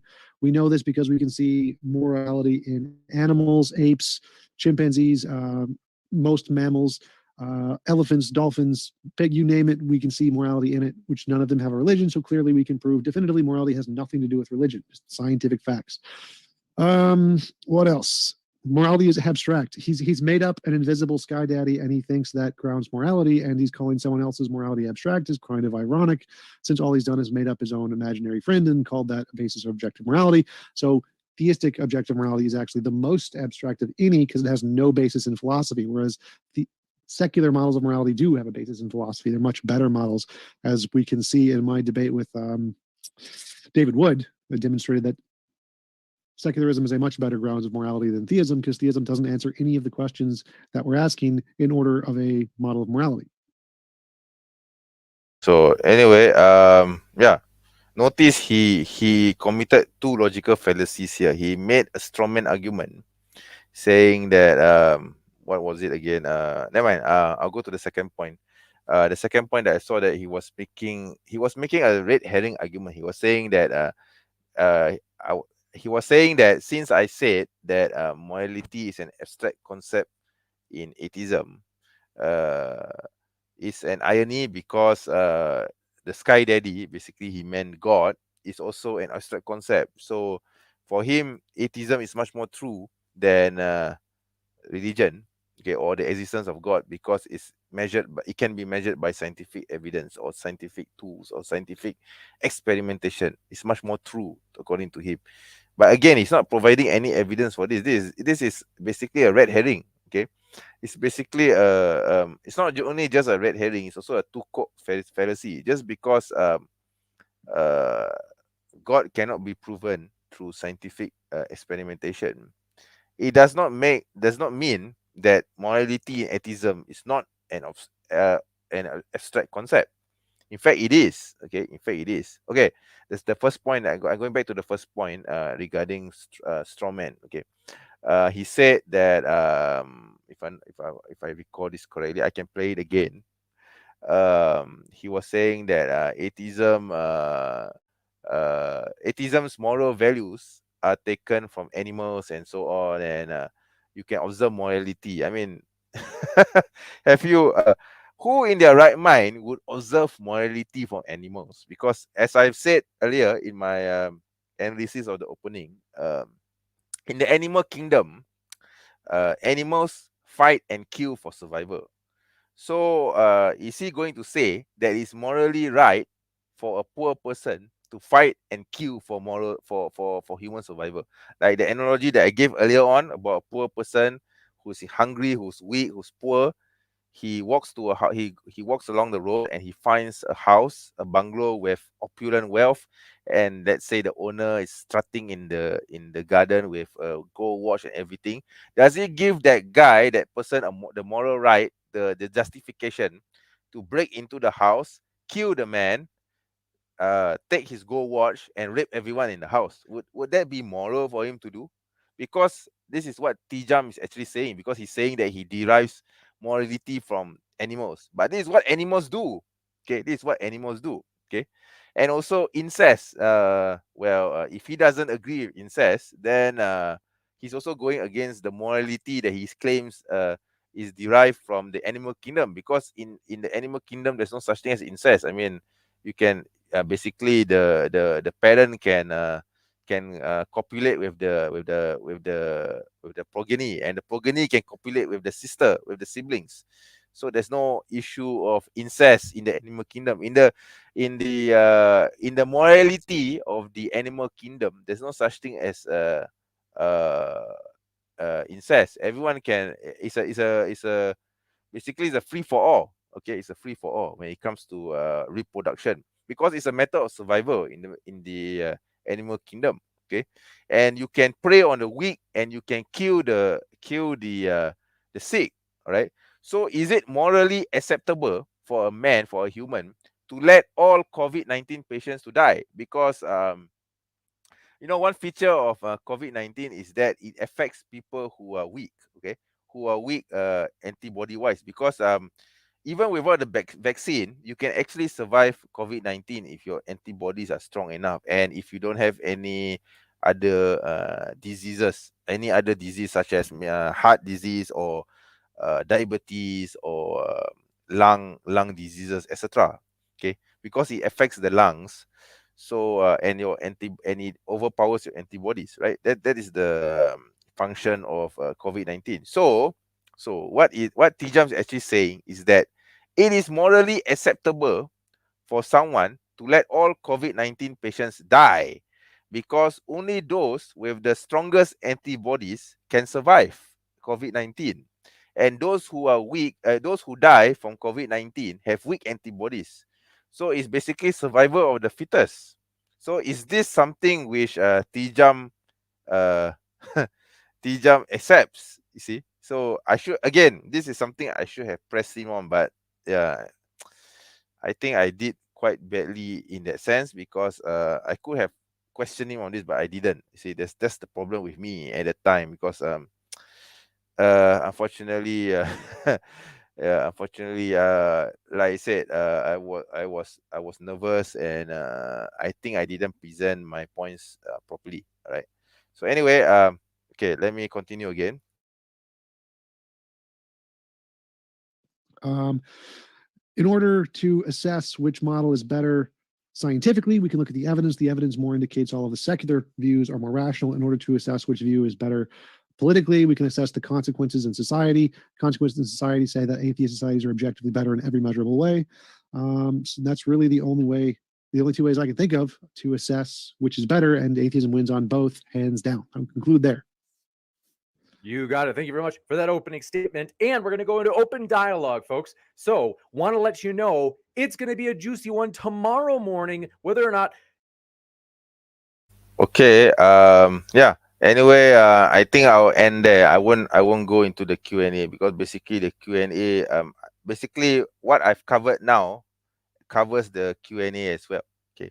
But we can do another session like this for specifically to deal with the Q&A session, which by the way, I don't think I did very well in that, because I didn't press him on certain issues, and I think I didn't give my point properly. Okay. There was, but I do want to address one particular point from the Q&A. Okay. Regarding the Q&A, I did mention something about the inimitability of the Quran, the language of the Quran, the ijaz, okay, the Arabic of the Quran.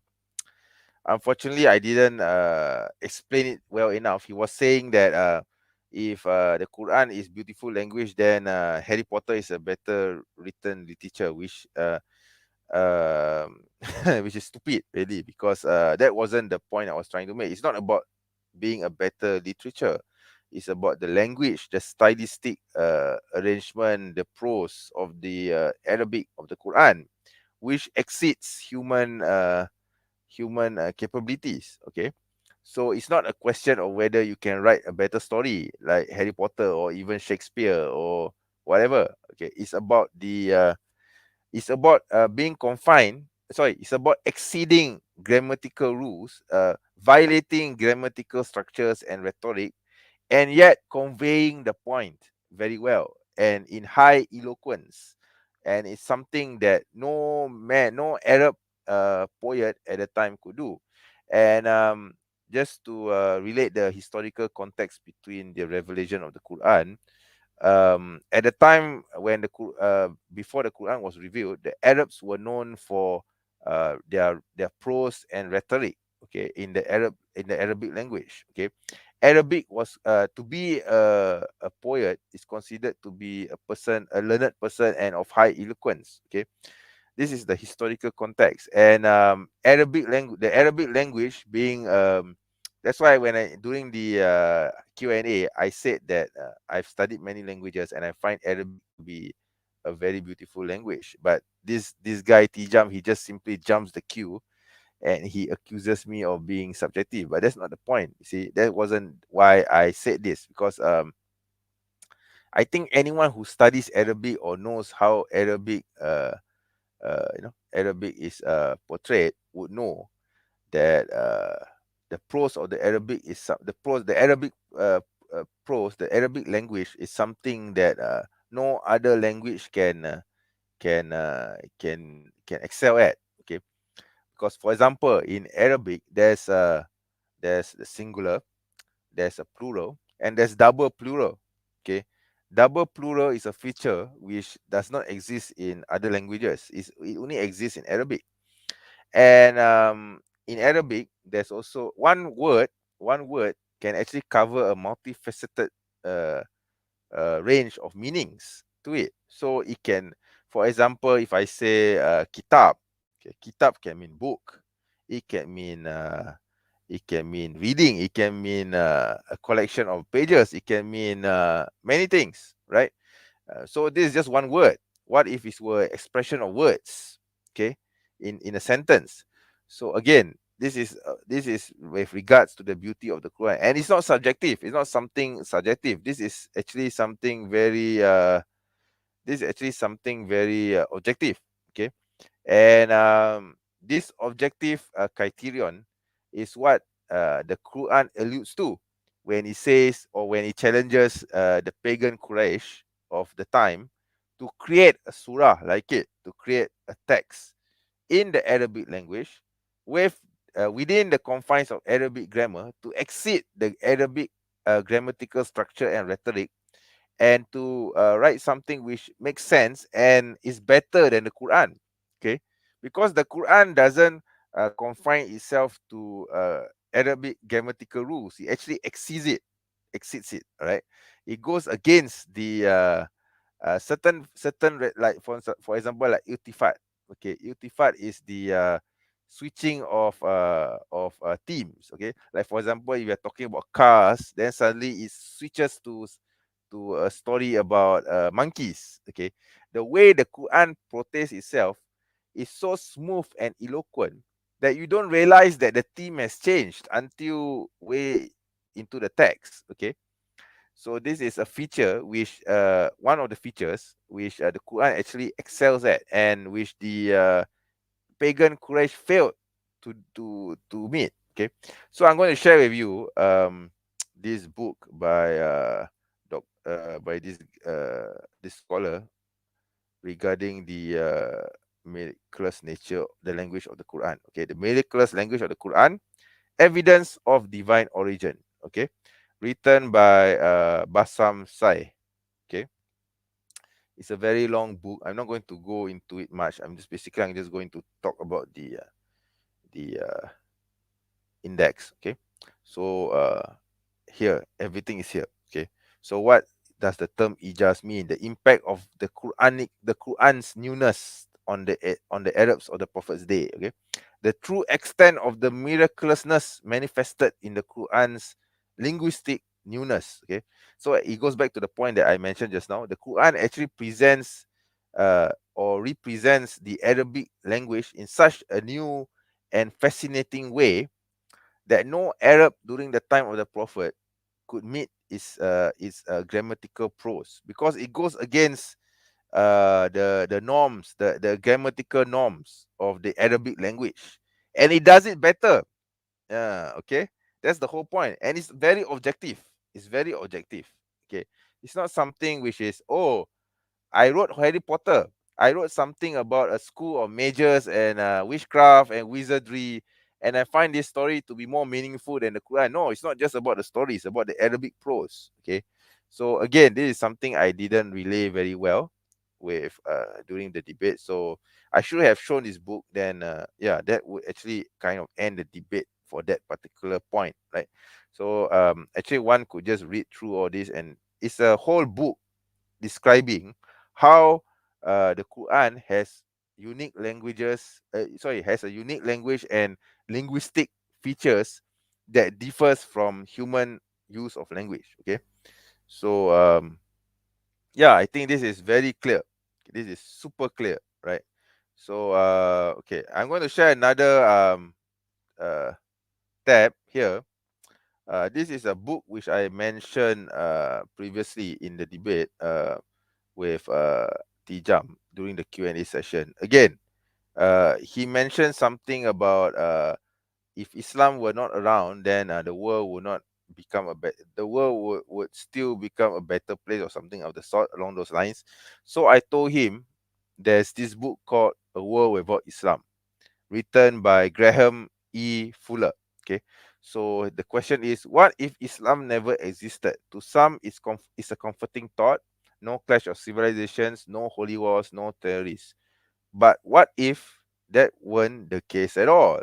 Okay, so the book actually argues that without Islam, the world as we know it today would not exist.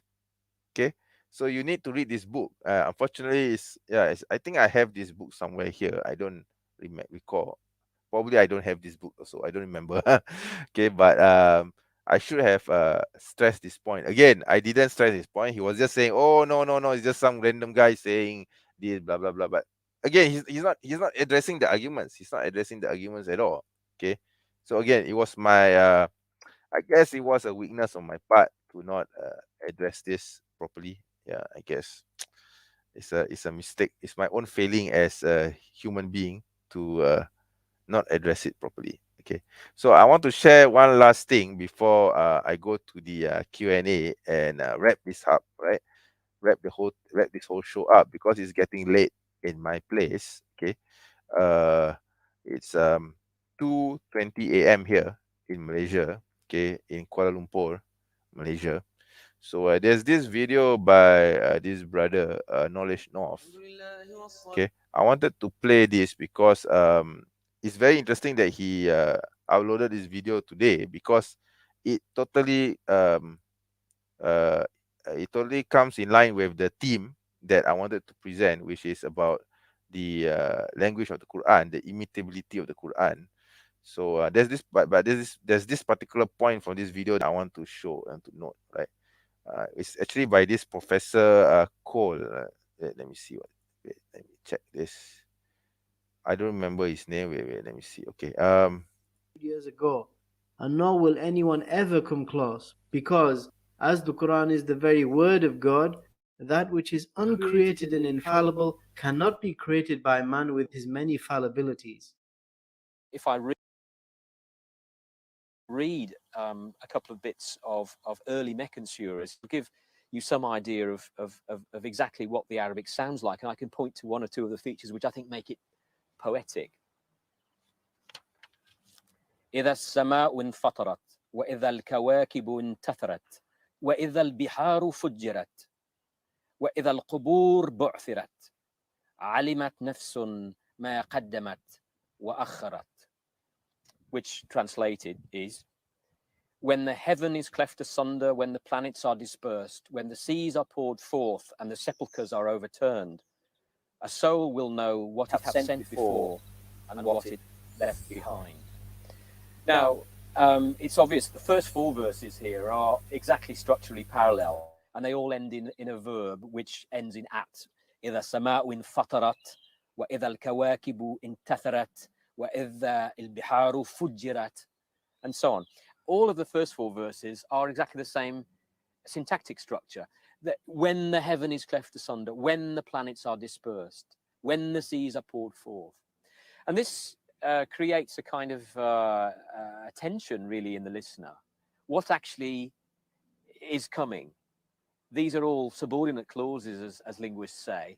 What is the main point? And we're held in suspense until suddenly, with a tremendous punch, we get the fifth verse, alimat nefsun ma qaddamat wa akharat. A soul shall know what it hath sent before it and what left behind. In other words, on the day of judgment, which is what the first four verses are talking about, what will happen? Every person will know exactly what he's done and exactly what he hasn't done, what he's left undone.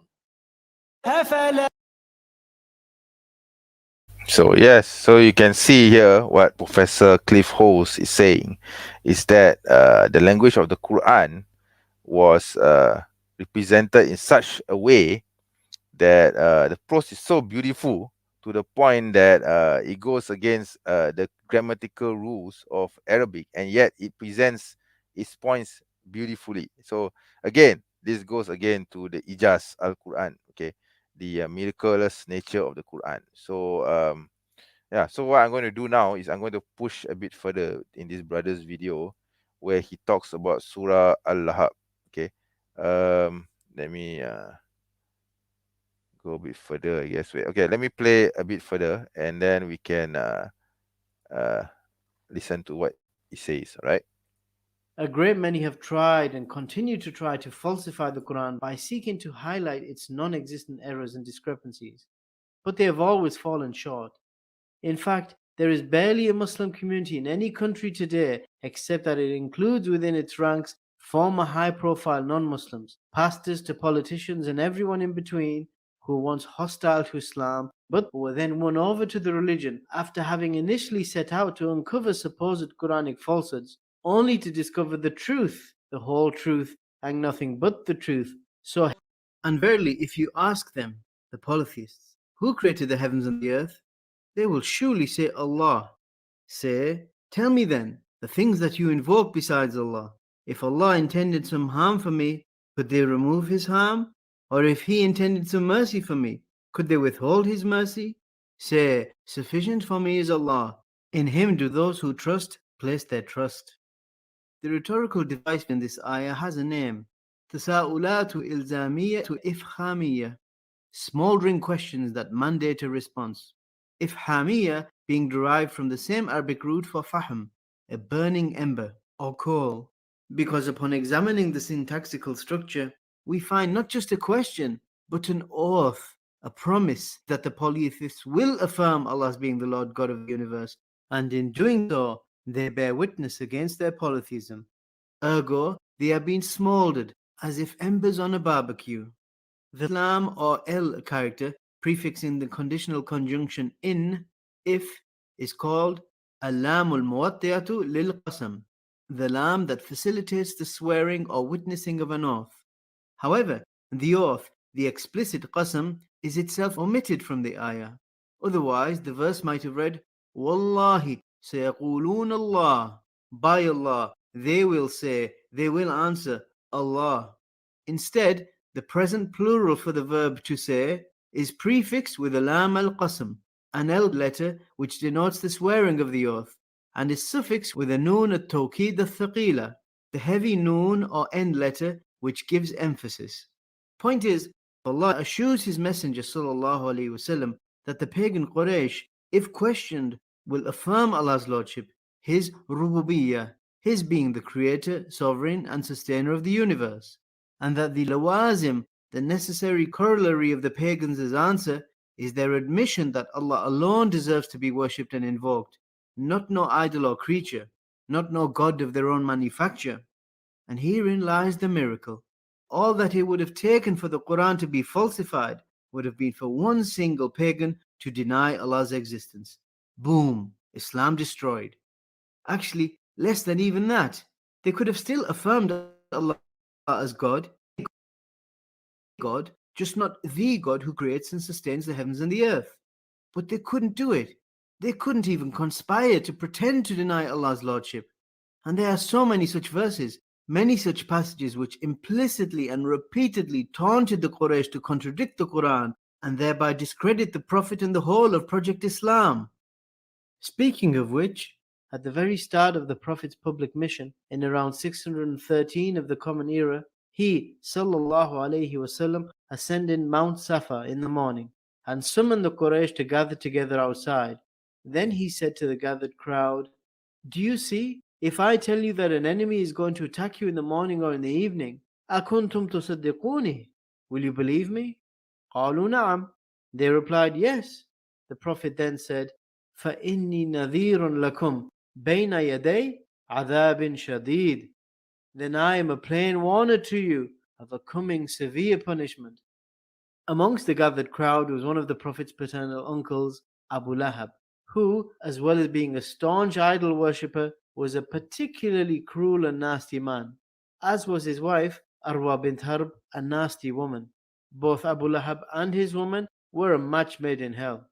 Abu Lahab was livid with his nephew's call. He exclaimed, "Alihada jama'tana? You gathered us for this? You called us out for this? Tabban lak! Be you perished." So Allah revealed the surah, Tabbat yad. All right. So basically, yeah. So if the criterion for creating a surah like it or a verse like the Quran is subjective, as TJump claims that it is, all TJump needed to do is actually hire. I mean, I know he's not an Arabic speaker, so he could have just hired an Arabist or a linguist to create something in Arabic equal to that of the Quranic prose. But the fact is they can't, and they won't, and they are not able to do it. Okay, so basically what I played just now is a clip from Brother Knowledge North. He gave some examples of how the Arabic prose of the Quran exceeds that of the Arabic style of the day. Okay, so it's totally an objective criterion. Okay, and another feature which another point which again I didn't mention this in the unfortunately I didn't mention this in the debate, is that the story of how the Prophet started his message. Basically, he called the Quraysh, the tribe, to the mountain, and he told them about the message of God. To cut a long story short, so one of the uncles of the Prophet, okay, whom we know today as Abu Lahab, he said, "Oh Muhammad, why you have called us? Have you called us here for this? So cursed be upon you." So this is what the uncle of the Prophet said. So this kufar, this kafir, right? This disbeliever. So Allah Subhanahu Wa Taala, God Almighty, came revealed this verse. Okay, so basically is Surah Al-Lahab. Okay, or born Muslims will just say Surah Tabat Yada Abi Lahabi Watab, because we don't recall the name of the surah, the actual name of the surah, which is Al-Masad. Okay. Yeah, I'm alluding to that idiot apostate prophet who tried to recite this surah, and he got the name of the surah correct, but he made it. He tried too hard to make it seem as though he's recalling from memory, because I would say that it's quite dumb for you, or quite idiotic thing to say that you don't recall Surah Al-Lahab or Surah Al-Masad from memory, because this is something you were taught from small. Okay, okay, and I'm going to prove it here by reciting this surah. Okay, so Bismillahirrahmanirrahim. Tabbat yada abi lahabiu wa tab, ma agna anhu maluhu wa ma kasab,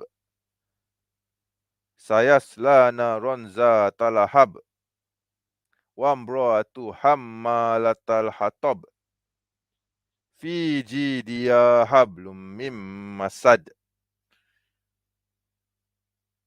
Okay, by the way, guys, I'm reciting it from memory. Okay, totally from memory. I didn't even see the Arabic text. Okay, I'm not that proficient in at reading the Arabic text that fast. Okay, I'm reciting it from memory. Okay, so the point here is that I'm trying to show is that any born Muslim would be able to recite Surah Al-Lahab or Surah Al-Masad from memory. Okay, and if you are trying too hard to pretend as though you're recalling Surah Al-Masad from memory, you are a liar. Okay, you are a piece of a toot liar. Okay, okay, I don't want to say any bad words here or any four-letter words here, but basically you are just a liar. Okay, because you're trying too hard to pretend as though you're recalling this surah from memory. I just recited this verse from memory. Okay, and it's not just because I'm a Muslim. Okay, I don't uh really recite this verse, this passage during prayers. Okay, but it's something that I have been taught since small, and I've already memorized it by heart. So if I want to recall this verse, this surah, this whole chapter, is very easy for me to do. Okay, okay, and also Surah At-Tin. Okay, like for example Surah At-Tin, I'll recite it here. Okay, Wat-tini wa-zaitun wa turi sinin wa hadzal baladil amin laqad khalaqnal insana fi ahsani taqwim summa radadnahu asfala safilin il uh, illal ladzina amanu wa amilus solihat falahum ajrun ghairu mamnun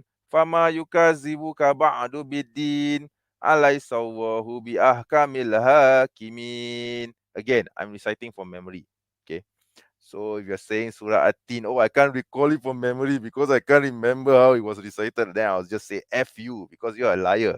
Okay, you're a liar because you are taught this from small. If you are really a born Muslim and you practice Islam and you actually go to Quranic classes to learn, you have to memorize it, because without memorizing any of the surahs of the Quran, your prayers are invalid. Okay, so okay, sorry, I'm digressing. Okay, but anyway, the point, going back to the point again, it's very easy to falsify Islam. See, all you have to do, because the surah actually says that cursed be you, Abu Lahab and his wife, they will both be burned in hell. All Abu Lahab needed to do to falsify Islam was to say, oh, I am a Muslim now, and voila, Islam will be destroyed in a second. Because the Quran is saying here, this passage is saying that Abu Lahab will never uh, claim to be a Muslim, will never pretend to be a Muslim, will never even attempt to be a Muslim, or never even pretend to attempt to be a Muslim. Okay, see, so it's like a total negation of whatever Abu Lahab would do. So how would it be possible for the Quran, for this particular surah, to presuppose what Abu Lahab did or will do? Okay, if the Quran is not true, it is basically a direct challenge to Abu Lahab. So the Quran is saying, oh, okay, if you are saying that we are false, that the Quran is false, come, go ahead, please admit, or please try to pretend that you are a Muslim, and this verse, this surah will automatically, the message of this surah will automatically be invalidated, because you're already claiming to be a Muslim, even though you may be sincere or not sincere. That's not the point.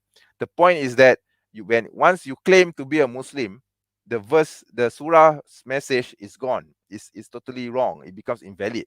But Abu Lahab never did. You see, that's the thing. He never did claim to be a Muslim. He never even pretend to be a Muslim. He never even attempted to pretend to be a Muslim. He became a strong opponent of the Prophet right until the very end of his life. And this proves the Quran. Okay, this proves the surah, the message of this Quran.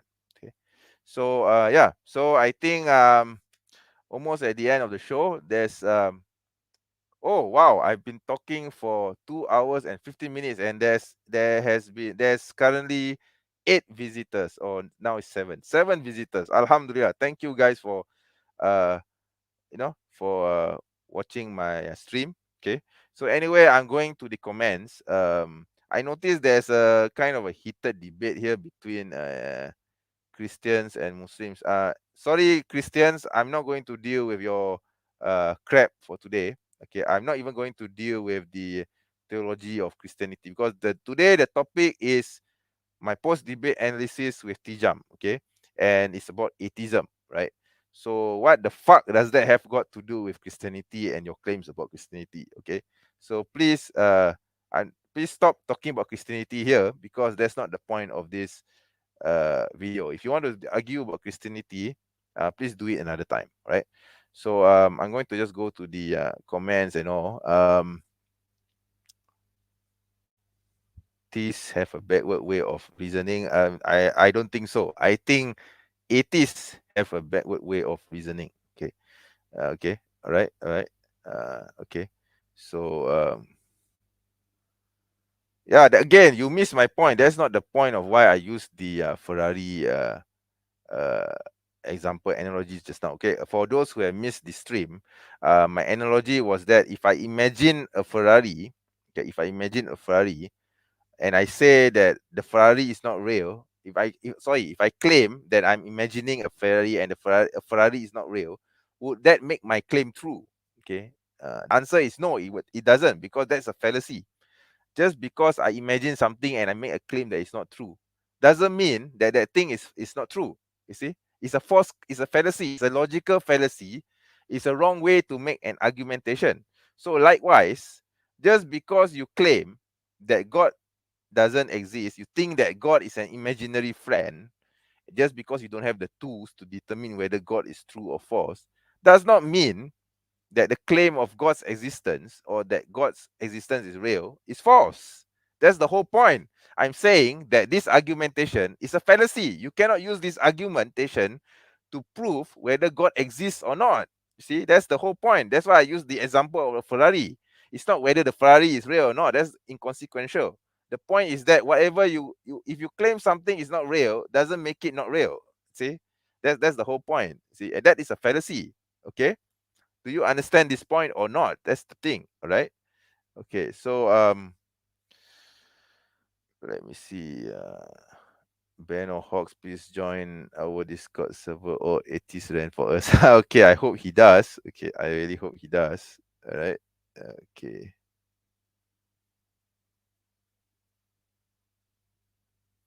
Um, there is a large audience on the show called the Modern Day Debate. Call in or do more debates with atheists. That is what I did last week with TJump. I was on Modern Day Debate. Yes, I'm aware that there is an atheist crowd there, and yeah, I plan to have more debates. It's just that it probably won't be atheist for the time being, right? So because of my not because I don't want to, it's because of my commitments at the moment. Okay, it depends on my commitments, all right? Okay, now let me see now. AP and many ex-Muslims are exposing Islam. Nope, they are not. They are not. They're actually making a fool out of themselves. Okay. In fact, some of their arguments are laughably emotional. Okay. It's just because, ooh, I don't want to do the fast, and therefore Islam is false because I don't want to do the fast. That's not argument. That's not argument. That's just based on emotion. And also another argument, another favorite argument from atheists. Ooh, I think because the prophet heard bells in his head, I think it might be because of epilepsy. Therefore, the whole claim of revelation is false because there's bells in his head. Again, emotionalism. Emotionalism. They cannot prove this. They cannot prove this. They are just arguing for emotion. There's no evidence for this. Absolutely no evidence for this. Again, where's the evidence? That's all stupid. Okay, that's stupid to me, right?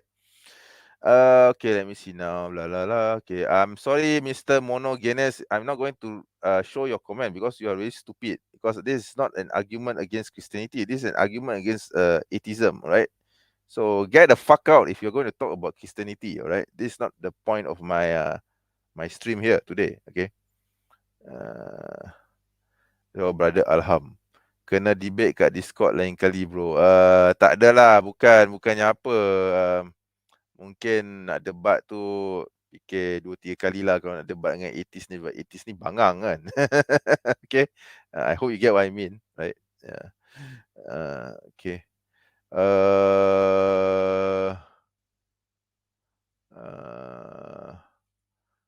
North Korea and China are overwhelmingly religious. Nope, not. I was talking about state ideology. Okay, so North Korea's state ideology is atheism. Okay, China's ideology is China's ideology is communism, but it's basically atheist, right? So both countries today are atheistic states. So now the question is, what has these two countries done for human civilization? Okay, especially with regards to North Korea. I think we can actually we can't actually include China in this because China is a huge country. So and they have a long history. So I'm going to have to exclude China from this because this question isn't really relevant for China. But we can ask this question of North Korea. So what has North Korea as an obviously official atheistic state done for human to contribute to world civilization apart from making nuclear bombs? Okay, apart from making nuclear bombs. And I would say the same for any other country in the past or present which has atheism as their state ideologies. Okay, so this is valid. This is a valid question, and this question it was not answered by TJump. Okay, he didn't answer this question during the opening debate. He definitely did not answer this question during the open discussion or the open Q&A, so to speak. Okay, no answer for him. All he did was straw manning. Okay, and red herrings lah. Red herrings, yeah. Okay, let me see now. Again, this man lying a lot. Yeah, please prove where am I? Where have I lied? Okay, you need to show evidence for that. You can't simply come on my channel and accuse me of lying if you don't have the evidence for it. All right. Okay, so let me see now. What about all the European countries you ignore? Please show me one European country which has atheism as its state ideology. Okay, please answer the question. All right. Okay. And then from secular Quranism, the mandate of heaven was a nod to the Abrahamic God, probably. Yes. It's possible. It's possible. I don't discount that possibility. All right. I don't discount that possibility.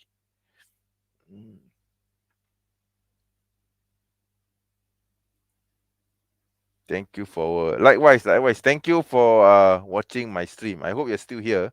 If you're not, I hope that you replay this video and replay this stream later and you will see me thanking you. All right. I hope you have my deepest thanks for even being here. All right, and listening to me talking in front of the screen. All right. Thank you very much. All right. Likewise to you. All right. Let me see now. Islam was present with the Nazis too. What does this have to do with any of my arguments against atheism? You're not answering my question.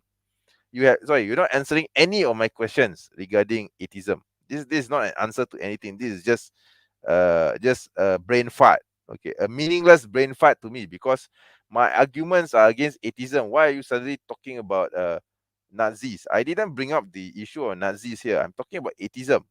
Okay, why Nazis are coming into the picture, right? Right.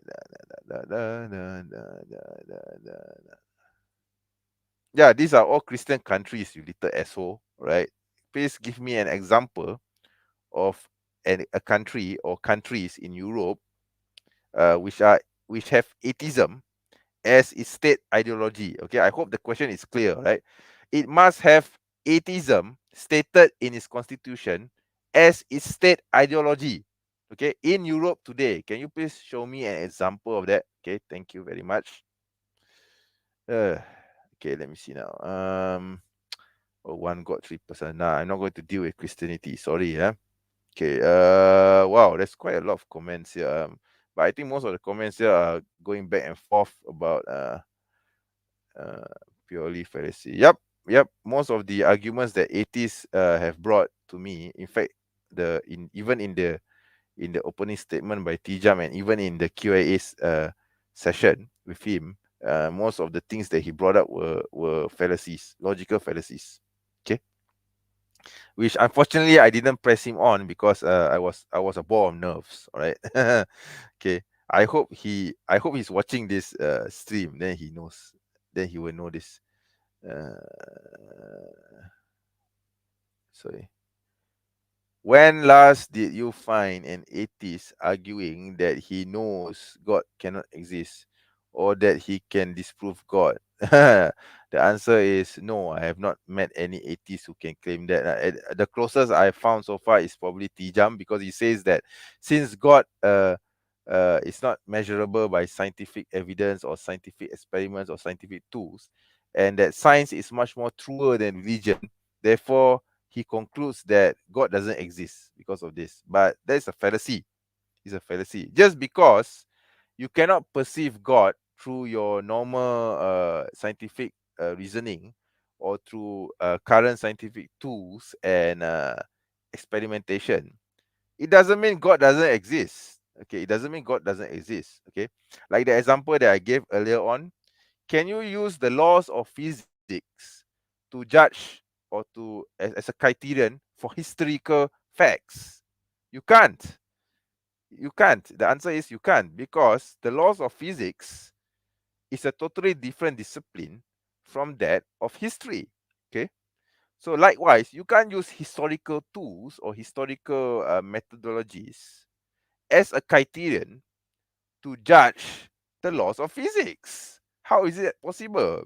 Okay, so this is what TJump did, okay, in the opening statement, because he's basically using science to try and disprove God, and God is a totally metaphysical thing. It's not supposed to be comprehended scientifically, because as far as I'm concerned, if God can be seen through scientific means or scientific experimentation, then that thing or whatever it is that is measured by scientific evidences is not God, because God is supposed to be beyond human reasoning and comprehension.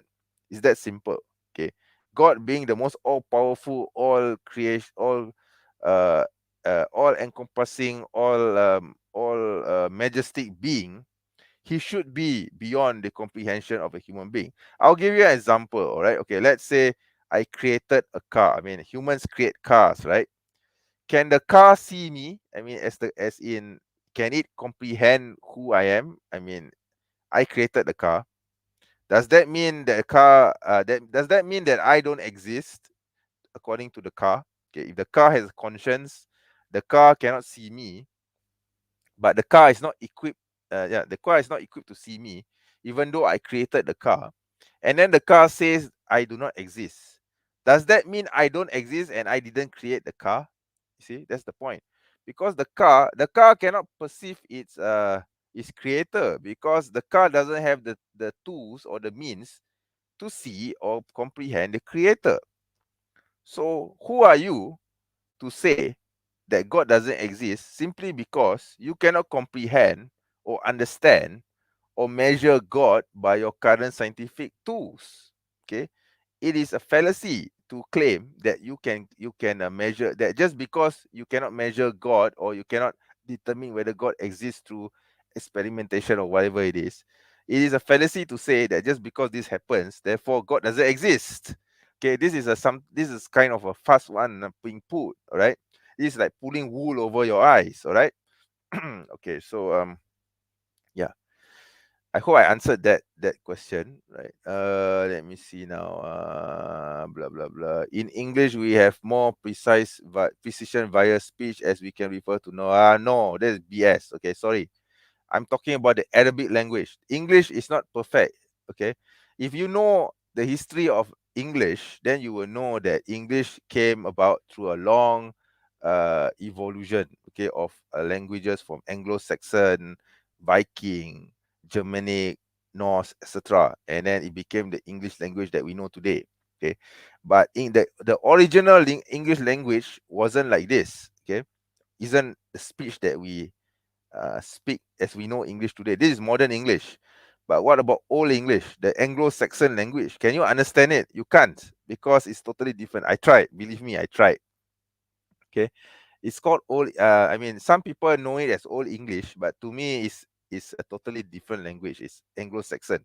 Don't be fooled by the name old English, because it doesn't sound like the English that we know today. All right. So basically, what I'm saying is that the English of today is not the same as the English of the old. It evolved. And even so, if you look at the old English, it's actually quite crude, okay, compared to Arabic. Arabic achieved its full height during the time of the Prophet, and that was like 1,400 years ago, right? So English, to reach the level of English, the English language, to reach its level as it is today, uh, took longer than that. Okay, in fact, during the time of the Prophet, English didn't exist. The English that we know today, the modern English language as we know, even the classical English during the time of Shakespeare, didn't exist. And yet, during that particular time period, Arabic has already achieved a level of prose and mastery. So I'm sorry, English is not really a beautiful language. English is actually a lousy language when it comes to precision and rhetoric. Okay, right? So yeah, I know it sounds ironic, since sounds contradictory too, since I'm actually speaking in English, but that's the reality. All right, that's the reality. Nobody is going to say that English is a beautiful language, because it's not. It's not meant to be a beautiful language. It's meant to be a language of communication. It's not meant to be a language of prose and mastery and whatever it is that the Quran claims to be. Okay, so that's what I'm trying to say. And I've already, if you can go to my can skip to the previous section where I showed the book by Dr. Bassam Saeh, where he talks about the miraculous linguistic features of the Quran, okay, the Arabic of the Quran. Okay, so so anyway, okay, let me go back here. Okay, let this book, brother, Return of the God Hypothesis. Yeah, inshallah, I will. But the thing is, I don't intend to really talk about or to debate atheists that much. Okay, so my point is to actually use the debate as content for my new channel, which I mentioned earlier on, as a launching pad of sorts to start dealing with idiots like Apostate Prophet, Infidel Noodle, Abdullah Samir, Haris Shaitan, and many of them, right? Infidel Aladdin, these people, okay. Zara K, the cheesecake, yeah, these people, okay. So I don't really need to study atheism much, or dive in deep into atheism to deal with their arguments, because frankly speaking, these atheist ex-Muslims are very superficial. They are very shallow in their philosophy. Basically, they are just saying, "Oh, I don't want to fast, so Islam teaches me to fast. Therefore, Islam is false." Okay, or I don't like to pray. Islam teaches me to pray. Therefore, Islam is false. Yeah, this is basically the argumentation. That's basically their whole point for rejecting Islam. Okay, okay, is that stupid, right? Is that stupid? But that's how their argument is, right? Okay. Anyway, let's go down now. Okay.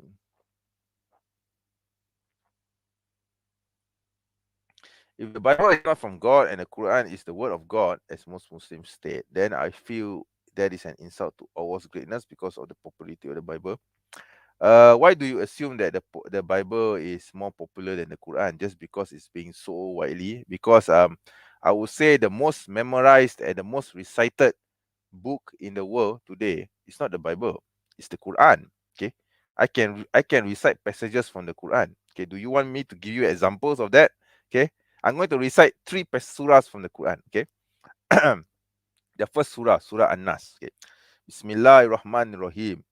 Qul a'udzu birabbin nas, malikin nas, ilahin nas. Keep in mind, I'm shutting my eyes. Ilahin nas, min syarri waswasil khannas, allazi waswisu fi sudurin nas, minal jinnati wan nas. First surah. Okay, now second surah. Please keep in mind that I'm closing my eyes. Bismillahirrahmanirrahim. Qul huwallahu ahad. Allahus somad. Lam yalid walam yulad walam yakulahu kufuwan ahad. Okay, second surah. Now third surah. Bismillahirrahmanirrahim. Iza jaa nasrullahi wal fath wa ra'aita an-nasa yadkhuluna fi dinillahi afwaja fasabbih bihamdi rabbika wastaghfir innahu kana tawwaba. Now fourth surah. Okay. Bismillahirrahmanirrahim. Alam tara kaifa fa'ala rabbuka bi ashabil fil. Alam yaj'al kaidahum fi taghlil wa arsala alaihim tayran ababil tarmihim bihijaratin min sijil faja'alahum ka'asfin ma'kul. Now fifth surah. Bismillahirrahmanirrahim. Inna a'tainakal kausar fasalli li rabbika wanhar inna syani'aka huwal abtar. Okay. You want me to read how many surahs do you want me to read? Okay. Okay, I'm going to read six surah, the sixth surah just for the fun of it. Okay. Bismillahirrahmanirrahim. Alam tara kaifa fa'ala rabbuka bi ashabil fil. Alam yaj'al kaidahum fi tadlil wa arsala alaihim tayran ababil tarmihim bi jaratin min sijil faja'alahum ka'asfin ma'kul. Okay. So yeah, and I do memorize several other surahs of the Quran. So basically I refute your claim that that uh uh that the Bible is more popular than the Quran. In fact, I would dare say the most popular book, the most popularly memorized book and the most recited book in the world today is not the Bible, it's the Quran. Okay. And I just proven it by reciting 5 or 6 surahs. Okay. A surah is about 5 to 6 lines, all right? Some people can actually memorize up to a few hundred lines or 200 lines, but I can't. Okay. Due to my own human limitations. But I was taught to recite the Quran since small, and uh yeah. So how does this how does your argument how does this make your argument valid? Because you're wrong. Okay. The Quran is much more superior than the Bible because it is the most memorized and most recited book in the world. Okay. It's not about popularity. It's about which book is more memorized, more recited, and more taken to the heart. Okay. And I dare say that the Quran beats the Bible in every aspect of this. Okay. So I think I refuted your point as well. Okay. So anyway, let me see now. Okay, there's quite a lot of comments here.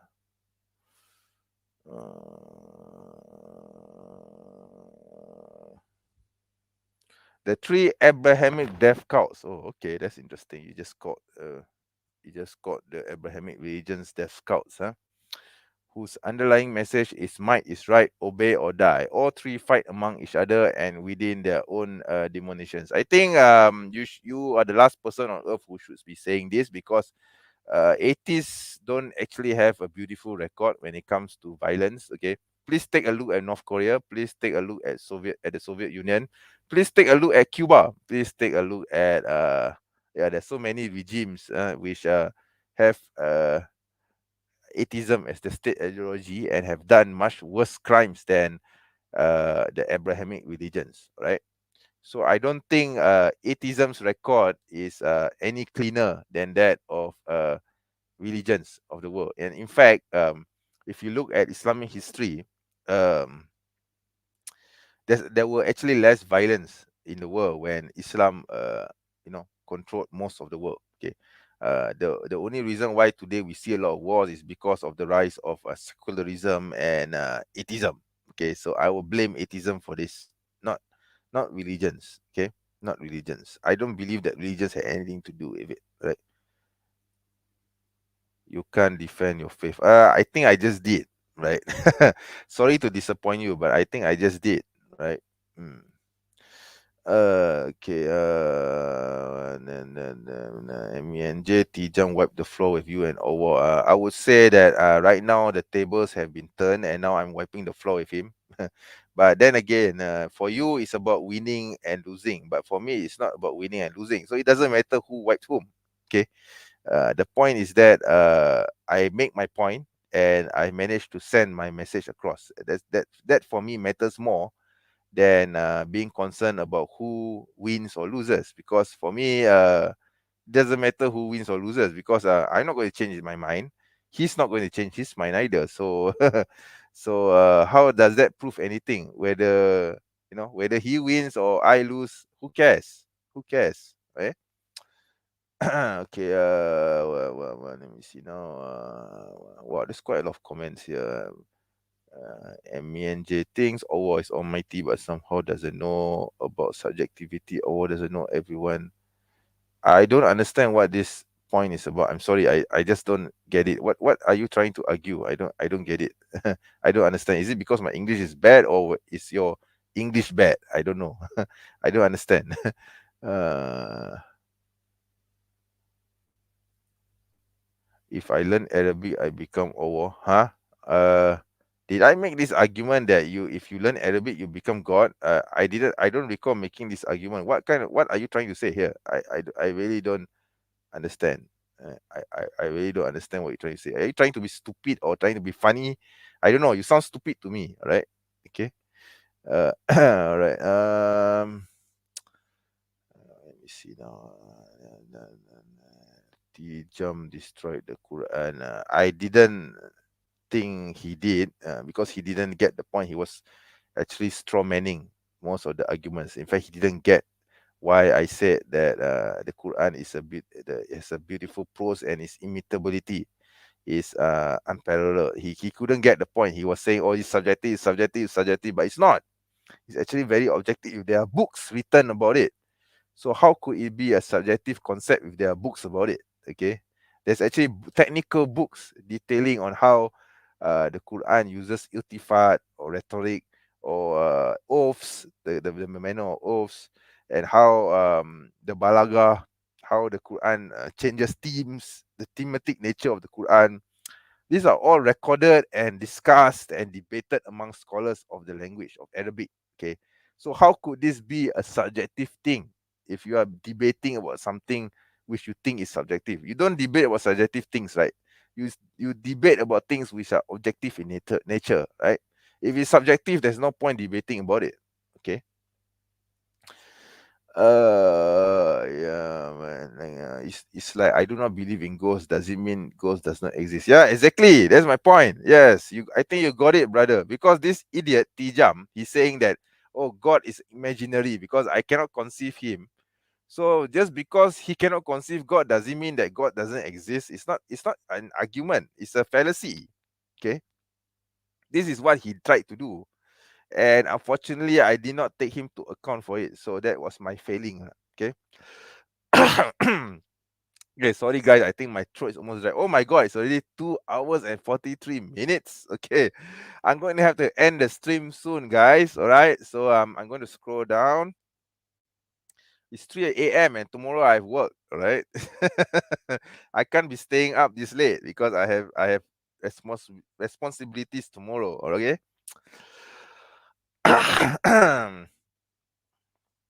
Let me see now. I'm going to skip most. I'm sorry, guys. I thank you very much for your comments, but I'm going to have to skip most of it because, yeah.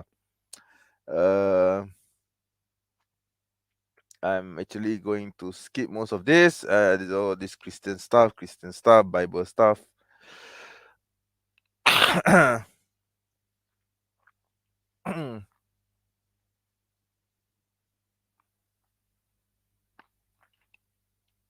go to bed MENJ before the jinns come and tickle you in bed. Yeah, I know you probably don't believe in jinns also, right? But can you prove that jinns don't exist? You see, how do you explain supernatural incidences? Because I know in American culture you have Portuguese, you have things that go bump in the night. How are you going to explain that? You can't explain this through scientific evidence. Okay. Oh my god, my throat is getting sore as it is. Okay. Anyway, okay, so I'm gonna wrap this up, guys. So basically, in conclusion, I don't think I did badly in the debate. At the same time, I don't think I did very well either, due to my own failings, okay, and due to my I would say lack of maybe lack of communication skills, I would say, with when dealing with atheists, because I've been dealing with Christians for a long while now. So the way you approach a Christian would be drastically different from that you approach an atheist. So I was still kind of trying to shift my mentality from, because I know I was actually suffering from some sort of cognitive dissonance, because I know that I was debating an atheist while I was struggling, I was actually struggling trying to align my worldview or align my perspective from from a Christian's perspective to an atheistic one. So when I how I approach debates is this. Usually I will take the persona of the opponent. Let's say, for example, the person is a Christian. Okay. So I will delve into the mind of a Christian. I will take the position. I would think, how would a Christian argue a certain point or a certain belief or a certain example. So from that persona, I will counter that particular worldview or particular line of thought. Okay. But in the case of this debate with TJump, I was struggling to come into the persona of an atheist. So and some of the arguments that he made were actually very poor and not well made, right? It's just that I didn't, and then maybe I gave him too much respect, because I thought that he would go into more philosophical or much more ideological arguments in favor of atheism. But in the end, he did not do this. He simply says, "Oh, God is an imaginary friend in my mind, therefore God doesn't exist." That's basically his argument. Okay, basically he committed a lot of logical fallacies left and right. Okay, he didn't prove that God doesn't exist. Okay, he couldn't prove this. Okay, all he could do is just deny, deny, deny, deny. Okay, at the same time, he deny. He just brushes aside my points. He definitely didn't deal with the issue of justice, because I raised a very good point, right? If Pol Pot, Hitler, and Stalin died, and there's no afterlife, there's no God, no such thing as God, then where is the justice in that? Okay, how would atheism deal with someone who has just died? Okay, and also another point I raised, which Tijam never did answer, was the purpose of life. He he totally didn't answer this point. He skipped this point. Okay, he totally skipped this point. Okay, and unfortunately, because of I don't know, I was nervous. I was I was nervous. Basically, I readily admit this. I was nervous. I was nervous. I gave him too much respect. Um, my arguments were not refined properly. The points were good. The presentation was terrible. Okay, the delivery was terrible. I could have done better. I could have done better in saying the same thing, but presented in a much more uh easier way to understand. Okay, and also I made the mistake of reading the comments on the modern day debate platform during the course of the debate. So those idiots in that particular section were, of course, for Tijam, because basically James had an atheistic crowd. So I guess their taunting and their ad hominem and their ridiculous comments got to me psychologically, even though I try not to read too much of it. But it got to me psychologically because they were commenting on my accent, they were commenting on how my arguments were weak, all these things. But the thing is, they never commented on TJump's arguments because to me, I mean, from this analysis now, I think if you watch it again, you will find that TJump's arguments were weak. Okay, were without basis, were ad hominems, and no, not ad hominems, were mostly straw men. Okay, and I would say even sometimes to the point of red herrings. Okay, he didn't answer any of my points. He didn't answer any of my points. Okay, and he misrepresented my arguments many times. Okay, so in the end, I wouldn't say it's a win or a loss. I would just say that I will do better next time, inshallah. Okay. Yeah, and also on that note, I did get some comments after the debate where some idiots, okay, unfortunately some idiots, some bastards, some pieces of shit who claim to be Muslims, they actually left me the message. Okay, they actually said this along the lines of if you want to debate, please do not debate at all. That's basically what they are trying to imply. So those motherfuckers, I'm going to give you this. Okay, I'm going to give you the middle finger. Okay, because you're not going to stop me from debating. Okay, even though you may not agree with my position, you may think my arguments are weak or whatsoever. But after analysis of this debate, I realized that my arguments weren't weak. It's just a way of representing my arguments. Okay, presenting my arguments properly and how I need to deliver them in a way where the opponent couldn't answer. Okay, because to me, you are an idiot, you are a coward because all you can do is to hurl insults at me. Okay, for me being brave enough to stand up to the opponent. To stand up to the opponent and to actually debate the opponent, even though with all my weaknesses and with all my mistakes and so on. Okay, uh, okay, I know I'm aware that I have my weaknesses. Okay, in spite of these weaknesses, okay, I still dare to face TJump. But you, the coward who told me not to debate again, you don't even dare to debate anyone. Okay, you're not even live on any platform. Okay, or you don't even dare to show yourself to the world like what I am doing now. You don't even have your bloody channel, you motherfucker. Okay, yeah, I'm starting to swear here, and for those of you who know who I am, you will know that I love swearing. Okay, this is just me. Okay, this is just me being me. Okay, so you little bastards, you little pieces of shit, you can go fuck yourselves and dump your head into the toilet bowl, right? So that's basically what I'm trying to say here. Okay, and I guess with that, end this show, inshallah. Thank you very much for watching my analysis, this post debate analysis.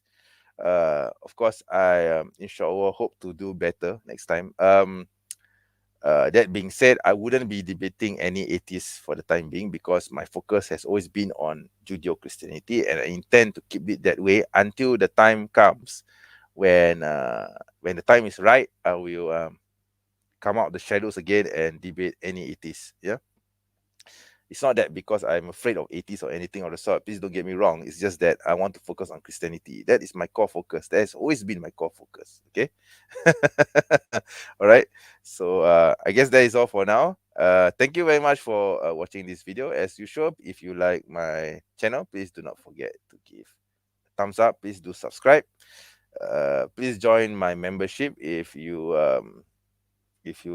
think that I have brought beneficial content. Okay. I guess after this video, I'll be going back to the original program of addressing Christian claims again. No more atheism. This will be the one and only video on the Muslim apologist about atheism. Okay. So inshallah, I'll see you again in a future live stream or in a future video. Assalamualaikum warahmatullahi wabarakatuh.